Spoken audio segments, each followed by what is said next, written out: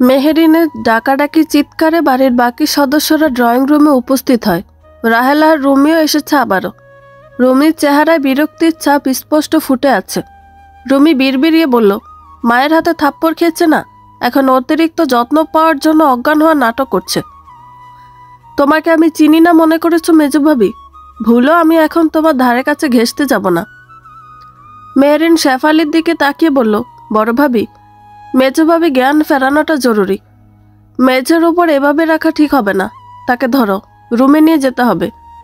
মেহরিনের কথা অনুযায়ী শেফালি উর্মিলার শরীরের উপরিভাগ ধরে আর মেহরিন নিচের ভাগ ধরে উঠিয়ে রুমের দিকে অগ্রসর হতে শুরু করে। অজ্ঞান হওয়ার পর সর্বশরীরের ভার উর্মিলা ছেড়ে দিয়েছে। স্বাভাবিকের তুলনায় ওজন যেন বেড়ে গিয়েছে। মেহরিন আর শেফালি দুজনের উর্মিলাকে নিয়ে যেতে ভীষণ বেগ পেতে হচ্ছে। রাহেলা ওদের দিকে দৃষ্টি স্থির রেখে দাঁড়িয়ে আছে কেবল। রুমি একবার ভেঙচি কেটে শেফালি, উর্মিলা আর মেহরিনের পাশ কাটিয়ে আগে আগে নিজের রুমের দিকে অগ্রসর হয়। শেফালি রুমির এরূপ কাজে যথেষ্ট অবাক হয়। আজ উর্মিলার দুঃসময়ে রুমি বা রাহেলা কেউই ওর পাশে দাঁড়ালো না। কাল যদি শেফালির নিজের কোনো বিপদ হয়, তখনও যে তারা এভাবে মুখ ফিরিয়ে নিবে না, তারা তো কোনো নিশ্চয়তা নেই। শেফালি একবার দীর্ঘশ্বাস ফেলে মাত্র। কিয়ৎক্ষণ পর শেফালি আর মেহরিন উর্মিলাকে তার নিজ রুমে এনে বিছানায় শুয়ে দেয়। মেহরিন দ্রুততার স্বরে বলল, বড় ভাবি, তুমি মেজো ভাবির কাছে বসে থাকো, আমি এক গ্লাস পানি আর একটা চামচ নিয়ে এক্ষুনি আসছি। এই বলে মেহরিন উর্মিলার রুম থেকে বেরিয়ে যায়। শেফালি মেহরিনের যাওয়ার পানে তাকিয়ে বলল, জীবনে দুঃসময় না আসলে কে আপন কে পর তা বুঝতে পারা যায় না। ছোট, যেই মেহরিনের সাথে আমি আর তুমি সবসময় যাচ্ছে নয় তাই ব্যবহার করেছিলাম, ছোট বড় কত অপমানমূলক কথা শুনিয়েছিলাম, সেই মেহরিনই তোমার বিপদের সময় পাশে এসে দাঁড়ালো। শেফালির কথা শেষ হতে না হতেই মেহরিন গ্লাসে করে পানি আর চামচ নিয়ে আবারও উর্মিলার রুমে প্রবেশ করে। ওর মাথার অন্য পার্শ্বে বসে ওর চোখ মুখে পানির ছিটা দিতে শুরু করে। মেহরিন পানির গ্লাসটা শেফালির হাতে দিয়ে উর্মিলার মুখ খুলতেই দেখে দাঁতের সাথে দাঁত ভীষণ শক্তভাবে বসে আছে। মেহরিন বলল, বড় ভাবি, আমি এই চামচের সাহায্যে মেজো ভাবির বসে যাওয়া দাঁত খোলার চেষ্টা করছি। তুমি একটু পরপর মেজো ভাবির চোখে মুখে পানি ছিটে দিতে থেকো। অতঃপর মেহরিন ওর কাজ শুরু করে। শেফালিও মেহরিনের কথানুযায়ী কাজ করে। বেশ কিছু সময় ধরে চেষ্টা করার পর অবশেষে উর্মিলার সেন্স ফিরে। সেন্স ফেরা মাত্র সে কাশতে শুরু করে। মেহরিন দুহাতে উর্মিলাকে ধরে উঠে বসতে সাহায্য করে। মিনিট দুয়েক পর উর্মিলা তুলনামূলকভাবে স্বাভাবিক হয়ে যায়। নিজের পাশে শেফালি আর মেহরিনকে দেখে উর্মিলা অনুশোচনা বোধের কারণে নিজের মাথা নুয়ে ফেলে। মেহরিন আবারও বলল, মেজো ভাবি, তুমি বিশ্রাম করো, আমি তোমার জন্য কিছু খাবার বানিয়ে আনছি। বড় ভাবি আছে তোমার পাশে। এই বলে মেহরিন বিছানা থেকে নেমে উর্মিলার রুম থেকে বেরিয়ে রান্নাঘরে চলে আসে। উর্মিলা শেফালির দিকে তাকিয়ে বলল, বড় ভাবি, আমাকে ক্ষমা করে দিও তুমি। সকালে আমি তোমার সাথে অকারণে ঝগড়া করেছিলাম। আম্মার কাছে বানিয়ে বাড়িয়ে মিথ্যে বলেছিলাম। আমি আমার আচরণ ও কাজের জন্য ভীষণভাবে লজ্জিত। সবকিছু ভুলে তুমি আর মেহরিন আমার এই দুঃসময়ে যে এভাবে পাশে এসে দাঁড়াবে আমি ভাবতেও পারিনি। উর্মিলাকে প্রথম এত নম্র স্বরে কথা বলতে দেখে শেফালির বুকের ভিতরে এক অন্যরকম অনুভূতি কাজ করতে শুরু করে। কিয়ৎক্ষণ নীরব থাকার পর শেফালি বলল, সেসব কথা ছাড়ো, আগে বলো, হুট করে এভাবে অজ্ঞান হয়ে গেলে কি করে তুমি? আম্মা বা রুমির সাথে কি কোনো ঝামেলা হয়েছে তোমার? ছোট। উর্মিলা একবার দীর্ঘশ্বাস ফেলে পুরো ঘটনা খোলাসা করে তুলে ধরল শেফালির সামনে। অতঃপর বলল, আমার কথাগুলো বিশ্বাস করা হয়তো তোমার জন্য কষ্টকর হবে। এবারও মিথ্যা বানোয়াট কথা বলছি এমন মনে হবে, কিন্তু আমি এখন একটা শব্দ মিথ্যা বলিনি মেজো ভাবি। উর্মিলার মুখে সম্পূর্ণ কথাগুলো শুনে শেফালি যেন কয়েক সেকেন্ডের জন্য বাকরুদ্ধ হয়ে যায়। উর্মিলা শেফালির মাঝে নীরবতার দেওয়াল ভেঙে শেহতাজ আর উষা রুমে প্রবেশ করে বিছানায় উঠে বসে। উষা ওর মায়ের একেবারে সংস্পর্শে এসে নিজের ছোট্ট হাত জোড়া দিয়ে তার হাত ধরে বলল, আম্মু, তোমার কোথায় কষ্ট হচ্ছে বলো আমায়, আমি আল্লাহর কাছে দোয়া করে দিব, দেখবে তোমার সব কষ্ট দূর হয়ে যাবে। উষার মুখে এরূপ কথা শুনে উর্মিলার দু চোখ ছলছল করে ওঠে। উর্মিলা বলল, এখন আমার কোনো কষ্ট হচ্ছে না মামনি। আল্লাহর কাছে দোয়া করলে তিনি অসুস্থ মানুষকে সুস্থ করে দেয়। এটা তোমাকে কে শিখিয়েছে মা? উষা হাসি মুখে বলল, ছোট চাচি শিখিয়েছে। ছোট্ট চাচি তো আমাকে আর ভাইয়াকে অনেক কিছু শিখান প্রতিদিন। উর্মিলা শেফালির দিকে এক পলক দেখে একবার দীর্ঘশ্বাস ফেলল মাত্র।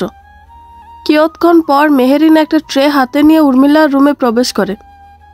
মেহেরিনকে আসতে দেখে শেফালি উর্মিলার পাশ থেকে উঠে অন্য পাশে গিয়ে বসে।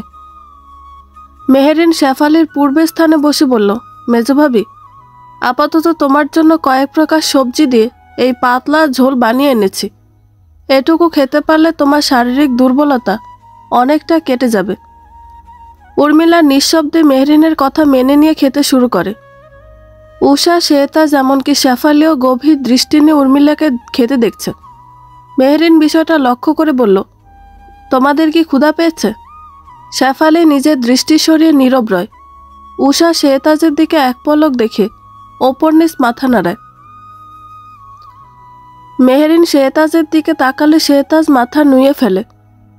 ভালো মন্দ বোঝার সামান্যতম বুদ্ধি ওর হয়েছে।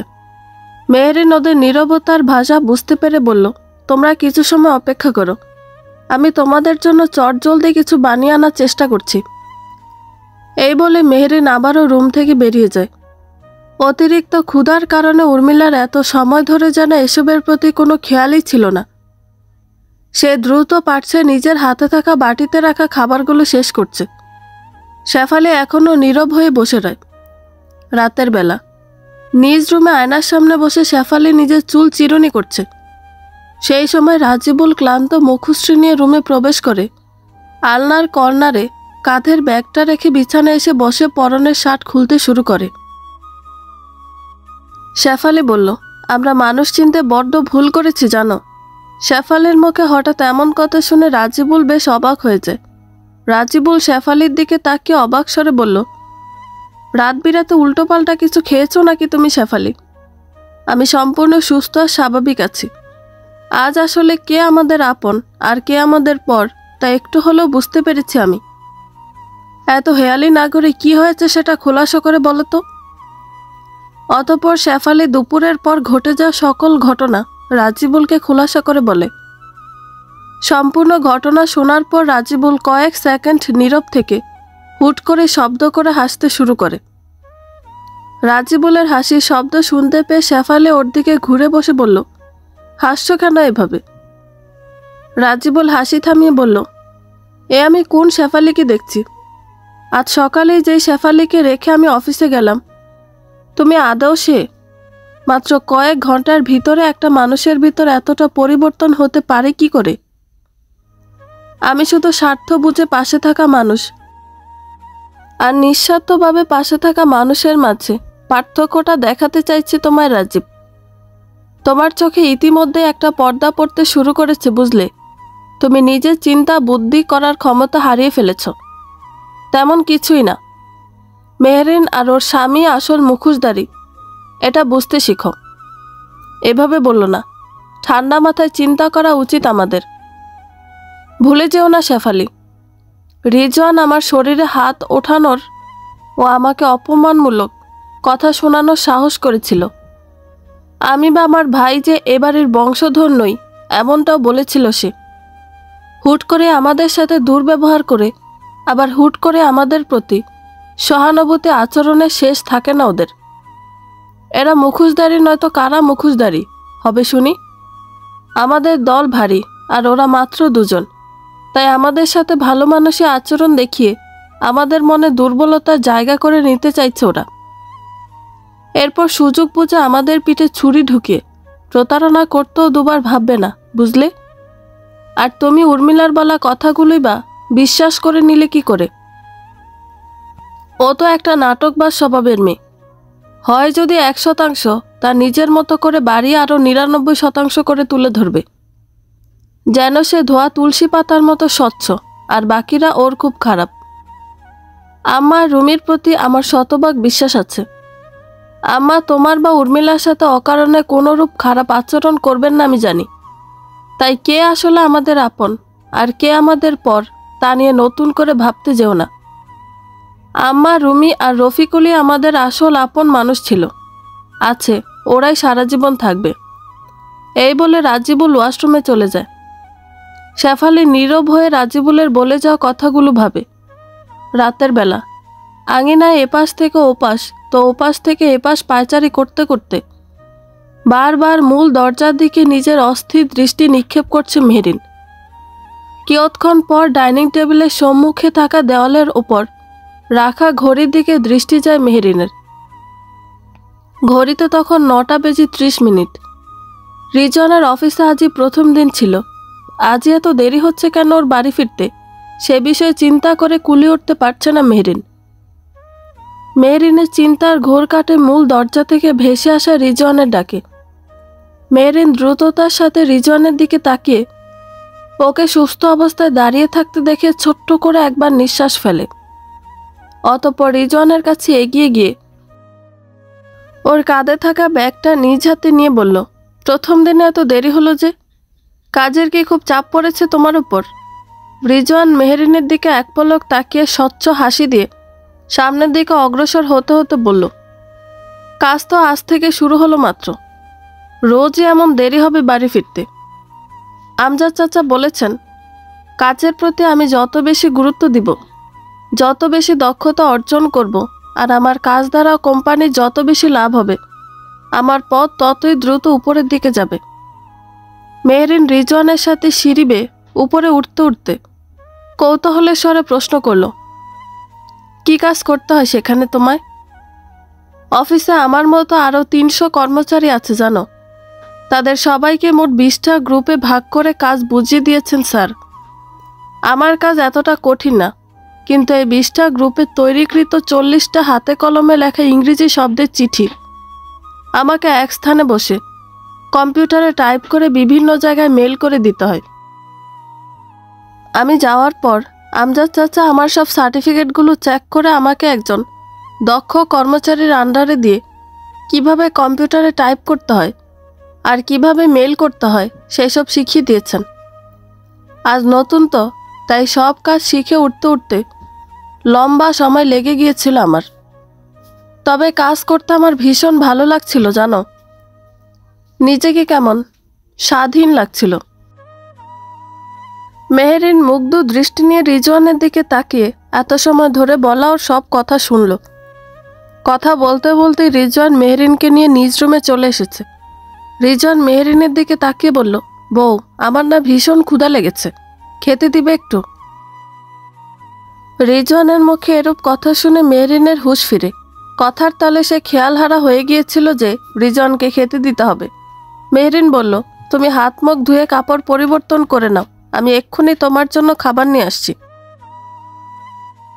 এই বলে মেহরিন দ্রুত কদমে রুম থেকে বেরিয়ে সিঁড়ি বেয়ে নিচে নামতে শুরু করে। মেহরিন রান্নাঘরের দরজার সামনে এসে দাঁড়াতে দেখল রুমি একটা টিফিন বাটিতে খাবার ওঠাচ্ছে। এত রাতে রুমিকে এমন কাজ করতে দেখে মেহরিন কিছুটা অবাক হয়। পরক্ষণে মেহরিন কোনো সারা শব্দ না করে আড়াল হয়ে দাঁড়িয়ে পড়ে রুমি কি করে তা দেখার উদ্দেশ্যে। কিয়ৎক্ষণ পর রুমি টিফিন বাটিটা হাতে নিয়ে রান্নাঘর থেকে বেরিয়ে চারপাশ ঘাড় ঘুরিয়ে দেখে নিয়ে ধীর কদমে মূল দরজার দিকে অগ্রসর হতে শুরু করে। মেহরিন আড়াল থেকে বেরিয়ে নিজ মনে বলল, এত রাতে রুমি বাটিতে খাবার উঠিয়ে নিয়ে বাইরে যাচ্ছে কার জন্য? দেখতে হচ্ছে তো বিষয়টা। এই বলে মেহরিন রুমির থেকে যথাযথ দূরত্ব বজায় রেখে ওকে অনুসরণ করে সামনের দিকে অগ্রসর হতে শুরু করে। মূল দরজা পেরিয়ে বাহিরে এসে একটা গাছের আড়ালে দাঁড়িয়ে পড়ে মেহরিন। আড়াল থেকে সামনের দিকে তাকাতেই লক্ষ্য করে রুমির সম্মুখ পানে একজন ছেলে দাঁড়িয়ে আছে। আবছা আলোয় ছেলেটার চেহারা মেহরিন স্পষ্টভাবে দেখতে পাচ্ছে না। ওদের থেকে মেহরিনের দূরত্ব ততটা বেশি না হয় ওদের দুজনের কথোপকথন মেহরিনের কান এড়াতে পারে না।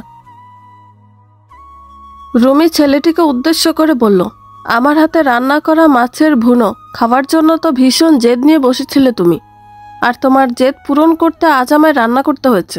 খেয়ে জানিও কেমন হয়েছে।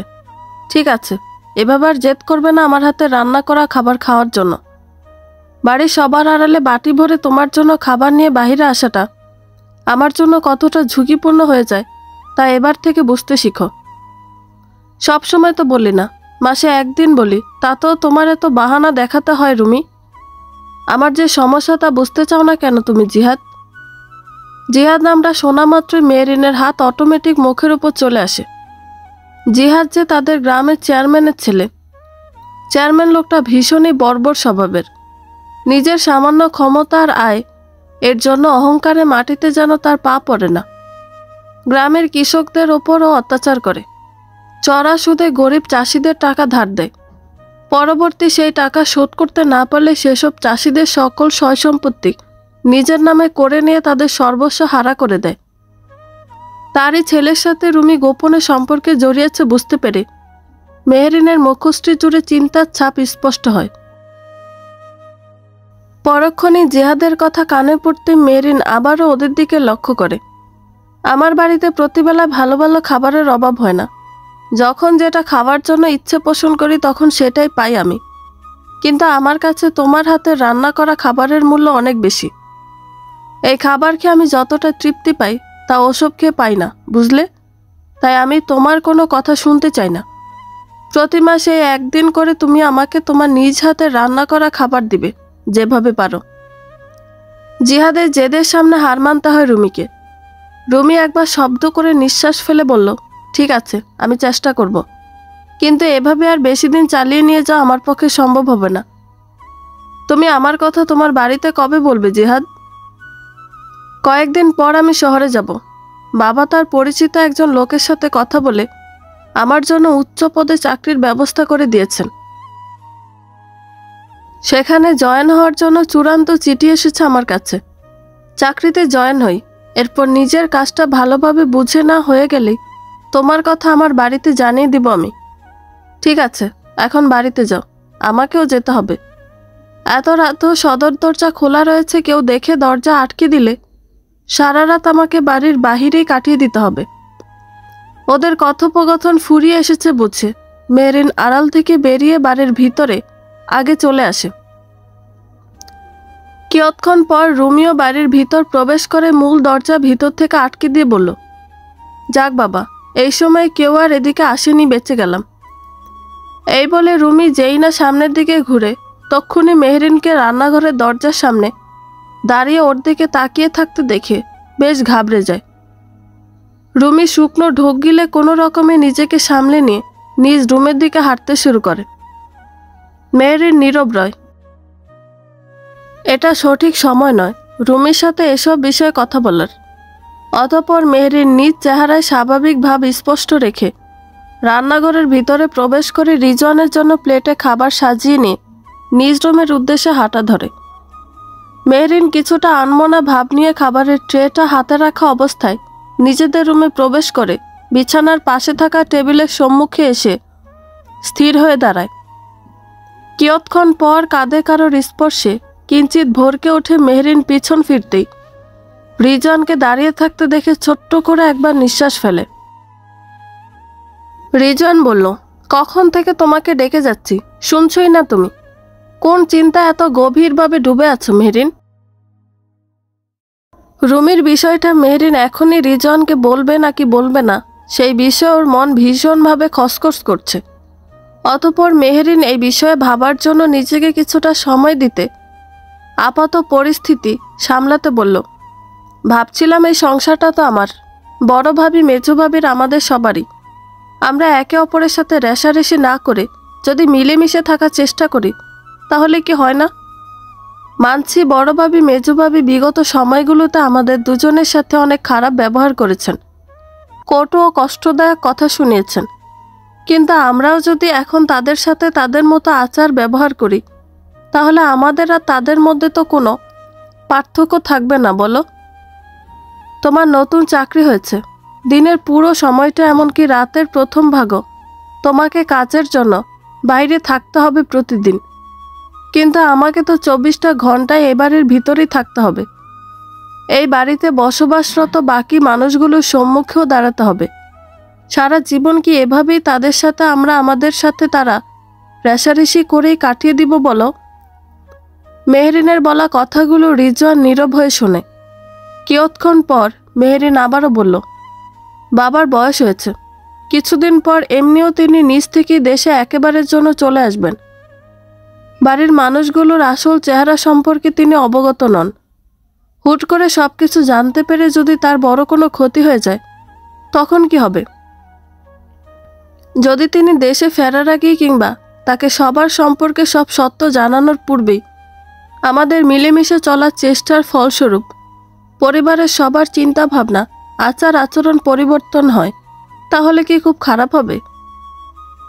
রিজওয়ান মেহরিনের দু কাঁধে নিজের দুহাত রেখে বলল, তোমার মতো এত সহজভাবে যদি ওরা সবাই চিন্তা করতো মেহরিন, তাহলে ওরা নিজ থেকে অতীতে নিজেদের করা কাজের জন্য মনে মনে অনুশোচনা করত, লজ্জাবোধ করত।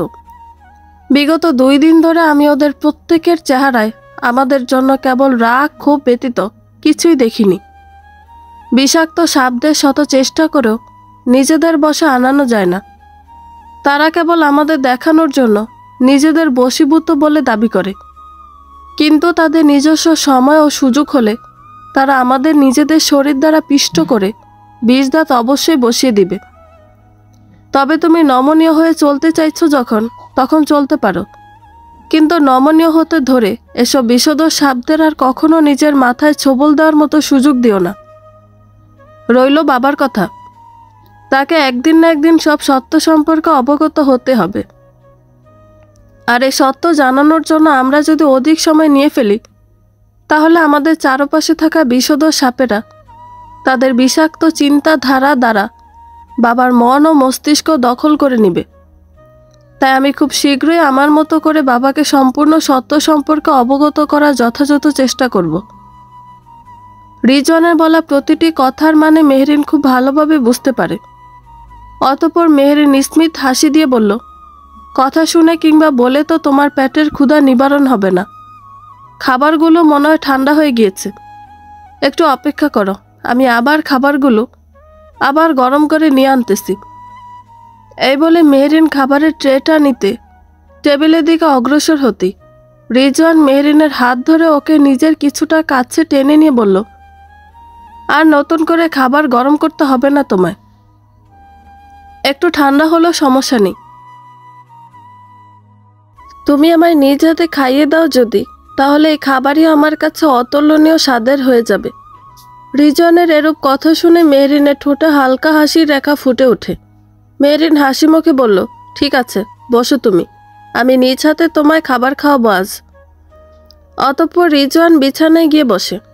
মেহরিন টেবিলের ওপর থেকে খাবারের ট্রেটা নিয়ে রিজওয়ানের সম্মুখে বিছানায় বসে খুবই যত্ন সহকারে ওকে খাইয়ে দেয়। সম্পূর্ণ খাবার খাওয়া শেষ হতেই রিজওয়ান বলল, অনেকদিন পর এতটা তৃপ্তি নিয়ে খাবার খেলাম বউ। মেহরিন হাসি মুখে হাত ধুয়ে নিজের আঁচল দিয়ে রিজওয়ানের মুখ মুছে দেয়। পরের দিন সকালবেলা রিজওয়ান আর মেহরিন ব্যতীত সবাই ডাইনিং টেবিলে বসে খাবার খাচ্ছে।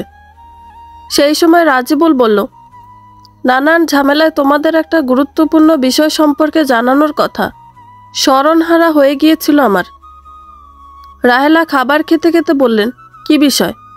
উপস্থিত বাকিদের মাঝেও রাজিবুলের থেকে সেই বিষয় সম্পর্কে জানার জন্য যে কৌতূহল কাজ করছে তার ছাপ তাদের সকলের চেহারা স্পষ্ট ফুটে আছে। কিয়ৎক্ষণ পর রাজিবুল বলল, আমার অফিসের ম্যানেজার স্যারের স্ত্রী 1 মাস আগে হার্ট অ্যাটাক করে মারা গিয়েছিলেন। তার একজন 12 বছর বয়সী ছেলে আর 4 বছর বয়সী একজন মেয়ে আছে। আকস্মিকভাবে স্যারের স্ত্রী মারা যাওয়ায় তার এবং তার সন্তানদের অবস্থা বেহাল হয়ে দাঁড়িয়েছে। গতকাল তিনি আমাকে পার্সোনালি ডেকে বললেন, এই কঠিন পরিস্থিতি থেকে বের হওয়ার জন্য তার একজন সঙ্গী প্রয়োজন। অফিস, সংসার, বাচ্চাদের একসাথে তার একার পক্ষে সামলানো অসম্ভব হয়ে উঠছে। ম্যানেজার সাহেবের বয়স একটু বেশি হলেও তার মানসিকতা অনেক ভালো। দীর্ঘ 20 বছর যাবৎ তিনি ওই কোম্পানিতে চাকরি করছেন। আমি তো তাকে বিগত 5 বছর থেকেই চিনি। তার সাথে সকল কাজে ওঠা বসা আমার। 2-3 বার ওনার বাড়িতেও গিয়েছিলাম আমি। বিশাল বড় বাড়ি ওনার, জায়গা জমিরও অভাব নেই। ম্যানেজার সাহেবের কথার ধরনে যখন আমি বুঝতে পারলাম তিনি দ্বিতীয়বার বিবাহ বন্ধনে আবদ্ধ হতে চাচ্ছেন, তখন তার জন্য মেয়ের খেয়ালে আমার রুমির কথা স্মরণ হয়েছিল। রাজিবুলের মুখে এরূপ কথা শোনার পর রুমি অত্যন্ত অবাক হয়ে রাজিবুলের দিকে তাকায়। ওর হাতে থাকা খাবার প্লেটে পড়ে যায়। রফিকুল হাসি মুখে বলল, আমাদের ছোট বোনটা যে বিয়ের বয়সী হয়ে গিয়েছে সে কথা আমার খেয়াল হারায় হয়ে গিয়েছিল। আম্মা, তুমি বলো যদি, তাহলে আমি ম্যানেজার সাহেবকে বলতে পারি আমাদের রুমিকে দেখতে আসার জন্য। তারপর সব কিছু ঠিকঠাক থাকলে খুব তাড়াতাড়ি রুমির বিবাহ কার্য সম্পন্ন। রাজিবুল পুরো কথা শেষ করার পূর্বেই রুমি চেয়ার ছেড়ে উঠে দাঁড়িয়ে বলল, বড় ভাইয়া, তুমি এমন লোকের সাথে আমার বিয়ের কথা ভাবতে পারলে কি করে? আর মেজো ভাইয়া, তুইও কি করে বড় ভাইয়ার কথার তালে তাল মিলাচ্ছিস? রাজিবুল বলল, রুমি, তুই এভাবে রিয়াক্ট কেন করছিস? আমার আনা সম্বন্ধে সমস্যা কি তোর? সমস্যা কি সেটা আবার আমাকে জিজ্ঞাসা করছো তুমি? বাবার বয়সে একজন লোকের সাথে আমার বিয়ের বিষয়ে কথা বলছো, আবার তার কিনা 12-4 বছরের দুটো ছেলে মেয়ে আছে। এসব জানার পরও কি করে তুমি আমার জন্য ওই লোকের সম্বন্ধ আনতে পারলে বড় ভাইয়া? বলো, বাবার বয়সে কি করে হলেন উনি? তোর আর আমার বাবার বয়স 55 বছরের অধিক, আর ওনার বয়স তো 40-এ পড়েছে কেবল। আর পুরুষ মানুষের বয়স দেখে বিচার করা হয় না। পুরুষ মানুষ 80 বছর বয়সেও বিয়ে করার যোগ্যতা রাখেন। রইল ওনার ছেলেমেয়ের কথা, আগে এই সম্বন্ধ চূড়ান্ত হোক। তারপর যখন তুই বিয়ে করে ওনার বাড়ি যাবি, তখন আমাদের মায়ের মতো ওই সংসার নিজের হাতের মুঠোয় নিয়ে নিবি। ছেলে মেয়ে দুটো বেশি জ্বালাতন করলে ওদের বিরুদ্ধে বড়সড় একটা কাহিনী রটাবি। তারপর তো সংসার থেকে আগাছা পরিষ্কার করতে যা ব্যবস্থা করার ম্যানেজার সাহেব নিজেই করবে। একটাবার ঠান্ডা মাথায় চিন্তা কর, অত বড় বাড়ি, সয় সম্পত্তির মালকিন তুই হবি, তোর রাজত্ব চলবে সেখানে। রুমি রাগী স্বরে বলল, কোনো সয় সম্পত্তির মালিকানা কিংবা রাজত্বের শখ নেই আমার বড় ভাইয়া। আমি পরিষ্কারভাবে তোমাদের সবাইকে বলে দিচ্ছি, এই মুহূর্তে আমি কোনো বৈবাহিক সম্বন্ধে আবদ্ধ হতে ইচ্ছুক নই। এই বলে রুমি দ্রুত কদমে ডাইনিং স্থান ত্যাগ করে নিজ রুমে চলে যায়। উপস্থিত বাকিরা এক দৃষ্টিতে রুমি যাওয়ার পানে তাকিয়ে রয়। এত সময় ধরে দোতলার বারান্দায় দাঁড়িয়ে ওদের সবার সব কথোপকথন মেহরিন শুনে শব্দ করে একবার নিঃশ্বাস ফেলে। রুমির এই মুহূর্তে বিয়ে করতে না চাওয়ার কারণ সম্পর্কে কেবল মেহরিনই অবগত। রুমি নিজ রুমে এসে পায়চারি করতে করতে রাগী স্বরে বলল, এক নারীর সম্পর্ক হয়েও বড় ভাইয়া আমার সাথে এত বড় অন্যায় করার কথা চিন্তা করতে পারল কি করে? মায়ের সাথে আমার তুলনা করছে। মায়ের মতো তো আমি ডিভোর্সি সন্তান সমেত মহিলা হয়ে নিজের বাবার বাড়িতে পড়েনি, তাই নিজের থেকে দ্বিগুণ বেশি বয়সের বউ মারা যাওয়া 2 সন্তানওয়ালা পুরুষকে বিয়ে করতে হবে। আমি একজন অবিবাহিত মেয়ে, যথেষ্ট সুন্দরীও, তাহলে আমাকে কেন এমন পরিস্থিতির সম্মুখে দাঁড় করালো সে? যেভাবেই হোক জিহাদের সাথে আমাকে দেখা করতে হবে। ওর সাথে এই বিষয়ে কথা বলাটাও জরুরি। যদি পরিস্থিতি আমার হাতের বাহিরে চলে যায় তখন কি হবে? রুমির ভাবনায় ছেদ ঘটে দরজায় কারোর কড়া নাড়ার শব্দে। রুমি দরজার দিকে ঘুরে দাঁড়াতেই দেখে দরজার সামনে মেহরিন দাঁড়িয়ে আছে। এই অসময়ে মেহরিনের উপস্থিতি রুমিকে অবাক করে। রুমি স্বাভাবিক কণ্ঠে বলল, কি চাই তোমার? কেন এসেছো এখানে? মেহরিন নিজের মুখশ্রী জুড়ে শান্ত ভাব স্পষ্ট রেখে রুমির রুমের ভিতরে প্রবেশ করে দরজাটা ভিতর থেকে বন্ধ করে দেয়। মেহরিনের এরূপ কাজ রুমির অবাকের মাত্রা কয়েক গুণ বাড়িয়ে দেয়। মেহরিন রুমির সম্মুখ পানে এসে দাঁড়িয়ে বলল, বিয়ের জন্য সরাসরি না করে দিলে যে? আমি যতদূর তাদের চিনি, উপযুক্ত কোনো কারণ না তুলে ধরা পর্যন্ত তারা এই বিয়ের কথা থেকে পিছু হটবে না। আমার বিষয় নিয়ে তোমাকে মাথা ঘামাতে বলিনি তো? এই বিয়ের সম্বন্ধ ভাঙার জন্য আমার যা যা করণীয় করা দরকার আমি তা অবশ্যই করব। তোমায় কোনো জ্ঞানও দিতে হবে না। আমার রুম থেকে বেরিয়ে যাও তুমি। আমি একা থাকতে চাই এখন। শুধু এই একটা সম্বন্ধে ভাঙতে চাও তুমি, নাকি এরপর যত সম্বন্ধ আসবে সবই ভাঙতে উঠে পড়ে লাগবে? মেহরিনের এরূপ প্রশ্নে রুমি ভরকে ওঠে। রুমি তবুও নিজেকে স্বাভাবিক রাখার চেষ্টা করে বলল, মানে কি বলতে চাইছো তুমি? তোমার বিয়ের বয়স হয়েছে, তাই এখন একের পর এক অনেক সম্বন্ধে আসতে শুরু করবে। এই সম্বন্ধ না হয় যে কোনোভাবে ভাঙতে সম্পন্ন হলে তুমি, কিন্তু এরপর কি করবে? বারবার কি তোমার অজুহাত কাজে দিবে? রুমি মেহেরিনের সম্মুখপান থেকে সরে অন্যত্র এসে দাঁড়িয়ে বলল, এই তুমি যাও তো আমার রুম থেকে। অহেতুক প্রশ্ন করে আমার মাথা ব্যথা ধরিয়ে দিও না। মেহেরিন স্মিত হাসি দিয়ে বলল, যার জন্য বিয়ের সম্বন্ধ ভাঙার চেষ্টা তোমার, তাকে আগে পরখ করে দেখো, সে কি আদৌ তোমার যোগ্য। যখন পরিস্থিতি তোমার হাতের বাইরে চলে যাবে, তখন সে কি তোমার পাশে এসে দাঁড়িয়ে শক্ত করে তোমার হাতটা ধরার ক্ষমতা রাখতে পারবে? সময় থাকতে এটাও যাচাই করে নিও, নয়তো একুল ওকুল দুকুলে হারিয়ে পথভ্রষ্ট পথিকের মতো ঘুরে বেড়াতে হবে তোমায়। রুমি মেহেরিনের কথার ধরনে খুব ভালোভাবে বুঝতে পারে যে মেহেরিন ওর সাথে জিহাদের সম্পর্কের বিষয়ে অবগত হয়ে গিয়েছে। রুমি স্থির হয়ে দাঁড়িয়ে রয় কেবল। মেহেরিন আবারও বলল, চেয়ারম্যানের মতো নিকৃষ্ট, বর্বর ও নিম্ন মানসিকতার মানুষ এ এলাকায় আর দ্বিতীয় কেউ আছে বলে আমার জানা নেই। তিনি 24 ঘন্টা ধরেই কেবল তার সামান্য ক্ষমতার বড়াই করে বেড়ান সারা গ্রাম জুড়ে। তার মতো মানুষ এই পরিবারের মেয়েকে নিজের একমাত্র ছেলের বউ বানিয়ে ঘরে ওঠাবেন কি আদৌ? এই প্রশ্নটাও জিহাদ ভাইকে করে দেখিও। তার উত্তরের মাঝে অনেক কিছু খুঁজে পাবে তুমি, যা হয়তো তোমাকে ভরসা দিবে, নয়তো তোমার সব ভরসা ভেঙে চুরমার করে দিবে। এই বলে মেহেরিন রুমির রুম থেকে বেরিয়ে যায়।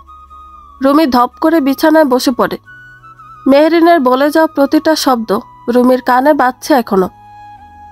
নিজ রুমে বিছানায় একলা বসে আরফা ওর মায়ের ছবিতে হাত বুলিয়ে দিতে দিতে বলল, মাম্মাম, তোমার স্টার হয়ে যাওয়ার জন্য বাবাই সবসময় আমাকে কেন দোষ দেন? জানো মাম্মাম, বাবাই আমাকে কখনো নিজের কোলে বসে আদর করেন না। আমার স্কুলে আমার ফ্রেন্ডসদের বাবাইরা আমার সামনে তাদের কোলে তুলে নিয়ে কত আদর করে, সেসব দেখে আমার ভীষণ কান্না পায়। মাম্মাম, তুমি আকাশ থেকে নেমে আবার আমার কাছে চলে এসো না। আমি তোমাকে বাবাইয়ের কাছে দিয়ে বলবো, দেখো বাবাই, তোমার জন্য আমি আমার মাম্মামকে আবার ফিরিয়ে এনেছি, এখন একটু আমাকে কোলে নিয়ে আদর দাও না।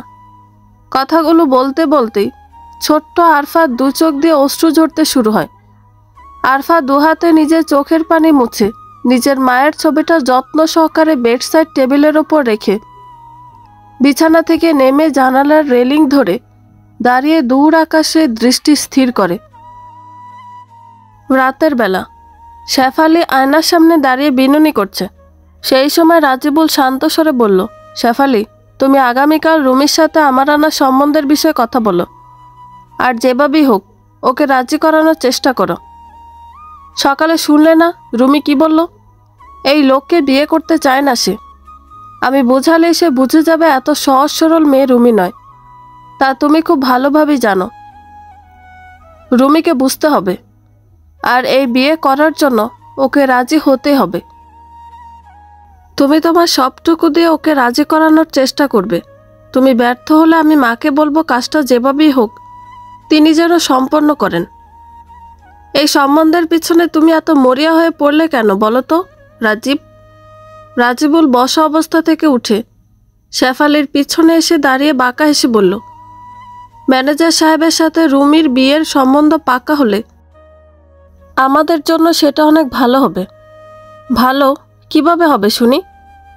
আমাদের অফিসের বস ম্যানেজার সাহেবকে অনেক সম্মান করেন। মাসের পর মাস অফিসের সম্পূর্ণ দায়ভার তার ওপর দিয়ে বস নিশ্চিন্ত মনে বিদেশ ভ্রমণ করে আসেন। এই কয়েক বছরে আমি ম্যানেজার সাহেবের অনেকটা ক্লোজ হতে পেরেছি। যদি রুমির সাথে ম্যানেজার সাহেবের বিয়ে হয় তাহলে আমাদের মাঝের বন্ধনটা আরও মজবুত হবে। তখন আমি ম্যানেজার সাহেবকে অনায়াসে আমার প্রমোশনের বিষয় নিয়ে বসের সাথে কথা বলাতে পারবো। আর এভাবে প্রমোশনের পর প্রমোশন মিললে আমাদের ঘর টাকা দিয়ে থই থই করবে। শেফালি কোনো প্রত্যুত্তর না করে আয়নায় রাজিবুলের প্রতিচ্ছবির দিকে এক দৃষ্টিতে তাকিয়ে রয়। মেহেরিন যত্ন সহকারে রিজওয়ানকে নিজ হাতে খাবার উঠিয়ে খাওয়াতে খাওয়াতে সকালে রুমির জন্য রাজিবুলের আনা বিয়ের সম্বন্ধের কথা জানায়। রুমি রাজি নয় সে কথাও জানায়। জিহাদের বিষয়টা কেবল গোপন রাখে। রিজওয়ান বলল, বড় ভাইয়া রুমির জন্য এমন সম্বন্ধ কেন এনেছেন তা বুঝতে বাকি নেই আমার। মেহেরিন রিজওয়ানের দিকে শান্ত দৃষ্টি নিয়ে তাকিয়ে আছে। রিজওয়ান আবারও বলল, নিজ কর্মস্থানে নিজের জায়গা আরও উচ্চে নিয়েছিতে এই চিন্তা তার। নিজের স্বার্থ হাসিলের জন্য নিজের ছোট বোনকে কোরবানি দিত যে দুবার ভাববে না ওরা দুই ভাই, সেটাও আমি জানি। কিন্তু রুমির শরীরেও তো কেবল ওদের দুজনের রক্ত বইছে না, আমারও রক্ত বইছে। রুমির ভালো মন্দ চিন্তা করার অধিকার যেমন ওদের দুজনের আছে, তেমনই আমারও আছে।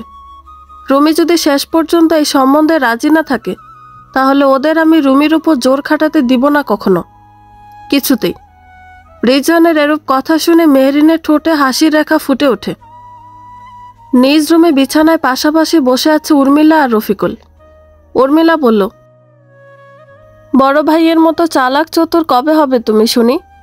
আকস্মিক উর্মিলার এমন প্রশ্নে রফিকুল ব্রুকুসকে ওর দিকে তাকিয়ে বলল, কেন, বড় ভাই আবার কি এমন চালাকির কাজ করলো? চোখ থাকতে অন্ধের মতো চলাফেরা করো তো তুমি? তোমার থেকে এমন প্রশ্নই আশা করা যায়। আরে হয়েছেটা কি, সরাসরি বলো তো। আজাইরা কথা বলে কানের মাথা খেও না। হ্যাঁ, এখন আমার কথা তো আজাইরা মনে হবে। ঘরের বউ পুরাতন হয়ে গেছে না? একটা বাচ্চা হলে কি আর সেই বইয়ের প্রতি কোনো টান কাজ করে? তখন তো মন আরো ফুরফুরে হয়ে যায়। হাঁটুর বয়সী মেয়েদের দেখলে ছলাৎ ছলাৎ করে। কথার কি ধরন, ছি! উর্মিলা একবার মুখ বাঁকিয়ে বলল, তোমার বড় ভাই নিজেদের ভবিষ্যৎ উজ্জ্বল করার জন্য উপযুক্ত রাস্তা দেখে নিয়েছে, তা কি দেখছ না? বাইরের সম্পত্তিও পাবে 16 আনা, আবার তোমার এই বোকা বোকা চালচলনের জন্য একদিন ঘরের সব সম্পত্তিও নিজের নামে লিখে নিবে। তখন রিজওয়ান বা ওর বউ কিছু করে উঠতে পারবে না। আমাদের সবাইকে এ বাড়ি থেকে বের করে দিয়ে নিজের বউ বাচ্চাকে নিয়ে রাজত্ব করবে। তোমার মাথায় এমন উদ্ভট চিন্তা ভাবনাগুলো আসে কি করে বলো তো? আমাকে একটু বুঝিয়ে বলবে উর্মি? আমি কোনো উদ্ভট চিন্তা ভাবনা করিনি। সকালে খেতে বসে তোমার ভাই যে তোমাদের একমাত্র বোনের জন্য এমন একটা সম্বন্ধ আনার কথা বলল, সে বিষয়ে কি একটাবারও ভেবে দেখেছিলে? এমন সম্বন্ধ আনার পিছনে তার কি উদ্দেশ্য থাকতে পারে? তখন তো তোমার মুখশ্রী জুড়ে খুশি শেষ ছিল না, বোনের বিয়ে হবে ভেবে। উদ্দেশ্য? এখানে আবার উদ্দেশ্য কি থাকতে পারে? উর্মিলা ওর কপালে একবার চাপড় দিয়ে আফসোসের স্বরে বলল, ইয়া আল্লাহ, এ আমি কোন গর্দবকে ভালোবেসে বিয়ে করতে গেলাম? আমাকে অসম্মান না করে কখনো একটা বিষয় নিয়ে কথা পরিষ্কারভাবে শেষ করতে পারো না তুমি, তাই না? উর্মিলা শব্দ করে একবার নিঃশ্বাস ফেলে মনে মনে বলল, উর্মি উর্মি উর্মি, ঠান্ডা হও, এখন নিজেদের মধ্যে তর্ক বিবাদ করার সময় না। অতঃপর উর্মিলা আবার বলল, তোমার ভাই আর তোমার আয়ের অবস্থা প্রায় একই। যদি শ্বশুরমশাই খরচ না দিতেন, তাহলে সত্যিই যে আমাদের জীবন এতটা সচ্ছলভাবে কাটত না, একথা আমি কখনো অস্বীকার করব না। শ্বশুরমশাই তা আমৃত্যু পর্যন্ত কষ্ট করে টাকা রোজগার করবেন না, আর এ বংশের আসল উত্তরাধিকার যে রিজওয়ান, একথা অস্বীকার করার জো আমাদের নেই। সেই হিসাবে রিজওয়ান তোমার আর বড় ভাইয়ের থেকে কয়েক গুণ বেশি সম্পত্তির ভাগ পাবে। সব দিক চিন্তা করে তোমার বড় ভাই নিজের লাভের জন্য রুমির জন্য এমন একটা বিয়ের সম্বন্ধ নিয়ে এসেছেন। রুমির জন্য আনা সম্বন্ধে ওই লোকের বয়স রুমির বয়সের দ্বিগুণের থেকেও বেশি। আবার তার 2 সন্তানও আছে। সয় সম্পত্তির নাকি অভাব নেই। আবার বড় ভাইয়ের অফিসের ম্যানেজারও উনি। রুমি বিয়ে সত্যি ওখানে হলে অফিসের দিক থেকেও বড় ভাই লাভবান হবেন। আবার ওনার যে বুদ্ধি, তা খাটিয়ে রুমি শ্বশুরবাড়ির সব সম্পত্তি নিজের নামে কিভাবে লিখে নেবেন কেউ বুঝতেও পারবে না। উনি সব দিক থেকে লাভবান হয়ে যাবেন, আর আমরা বসে বসে বুড়ো আঙুল চুষে খাবো। উর্মিলার মুখে এরূপ কথাগুলো শুনে রফিকুলের কপালে চিন্তার কয়েকটা ভাঁজ স্পষ্ট হয়। কিয়ৎক্ষণ পর উর্মিলা আবারও বলল, বাহির দিক থেকে লাভবান হতে পারো, কিন্তু ভিতর দিক থেকে হওয়ার চেষ্টা করতে হবে। একেবারে তো হাল ছেড়ে বসে থাকা যাবে না। রফিকুল উর্মিলার দিকে কৌতূহলী দৃষ্টি স্থির করলে উর্মিলা বলল, শ্বশুরমশাই একেবারের জন্য দেশে ফিরে আসলে খুব বেশি দেরি করবেন না। নিজের অর্জিত অর্থ ও সয় সম্পত্তি সবার মাঝে ভাগ বাটোয়ারা করে দিতে। তার এই কাজ করার পূর্বেই তোমাকে এমন কোনো পরিকল্পনা সাজাতে হবে যেন সব সম্পত্তি তুমি কেবল নিজের নামে লিখে নিতে পারো। বাকিরা শত চেষ্টা করেও যেন এই সম্পত্তিতে ভাগ বসাতে না পারে। তুমি ঠিক বলেছ। আমি ভাবছি এই বিষয়ে, তুমি কোনো চিন্তা করো না। রফিকুলের মুখে এরূপ কথা শুনে উর্মিলা ঠোঁট বাঁকিয়ে হাসে। পরের দিন সকালে রুমির রুমের দরজার সামনে এসে দাঁড়াতেই শেফালি দেখল রুমি কোথাও যাওয়ার জন্য তৈরি হচ্ছে। শেফালি শান্ত স্বরে বলল, কোথায় যাওয়ার জন্য তৈরি হচ্ছ রুমি? শেফালির কণ্ঠে এমন প্রশ্ন রুমির কর্ণপাত হতে ওর মুখশ্রী জুড়ে একরাশ বিরক্তির ছাপ স্পষ্ট হয়। রুমি বিরক্তির স্বরে বলল, কটা বাজে এখন? এই সময় আমি কোথায় যেতে পারি জানো না তুমি? আমার কি রসের শত শত বন্ধুবান্ধব আছে যে তাদের বাড়িতে ঘুরতে যেতে পারবো? রুমির মুখে এমন তেরা প্রত্যুত্তর শুনেও তা শেফালি হজম করে নেয় অনায়াসে।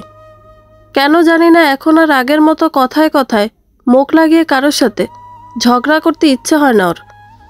অল্পতে সমাধান হয়ে যাক এমনটা ভাবে সে। শেফালি ছোট্ট করে একবার নিঃশ্বাস ফেলে বলল, তোমার ভাইয়েরা না তোমার জন্য গতকালে সেই সম্বন্ধের জন্য ওর পাশাপাশি আমার ওপরও রেগে আছো তুমি, তাই না রুমি? রুমি শেষবারের মতো নিজেকে আয়নায় আরেকবার দেখে নিয়ে শেফালির দিকে ঘুরে দাঁড়িয়ে বলল, সকাল সকাল এ আজাইরা বিষয়ে কথা বলার কোনো ইচ্ছে আমার নেই বড় ভাবি। আজ আমার মনটা গতকালের তুলনায় অনেকটা ভালো আছে, তাই কলেজে যাওয়ার কথা চিন্তা করেছি। এই শেষ মুহূর্তে এসে আমি চাই না এই বিষয়ে কথা বলে তুমি আমার যাওয়ার সম্পূর্ণ ইচ্ছে মাটি করে দাও। এই বলে রুমি শেফালিকে আর কিছু বলার সুযোগ না দিয়ে বিছানা থেকে নিজের হাত ব্যাগটা নিয়ে রুম থেকে বেরিয়ে যায়। শেফালি দরজার এক পাশে দেওয়ালে পিঠ ঠেকিয়ে রুমির যাওয়ার পানে এক দৃষ্টিতে তাকিয়ে রয়। নিজ রুমে দরজা ভিতর থেকে আটকে দিয়ে বিছানার পাশে থাকা টেবিলের ড্রয়ার খুলে নিজের ফোনটা বের করে তা নিয়ে বিছানায় এসে বসেন রাহেলা বেগম। তার দৃষ্টি এখন বিছানার ওপর রাখা তারই মোবাইলের ওপর স্থির। পরক্ষণে রুমের ভিতরে দেওয়ালে টাঙানো ঘড়িটার দিকে তাকাতেই দেখলেন ঘড়িতে তখন 11:05। কিয়ৎক্ষণ যেতে না যেতে রাহেলার ফোন বেজে ওঠে। রাহেলার স্বামী শরীফ সাহেব ফোন করেছেন। রাহেলা বেগমের ঠোঁটে বাঁকা হাসির রেখা ফুটে ওঠে।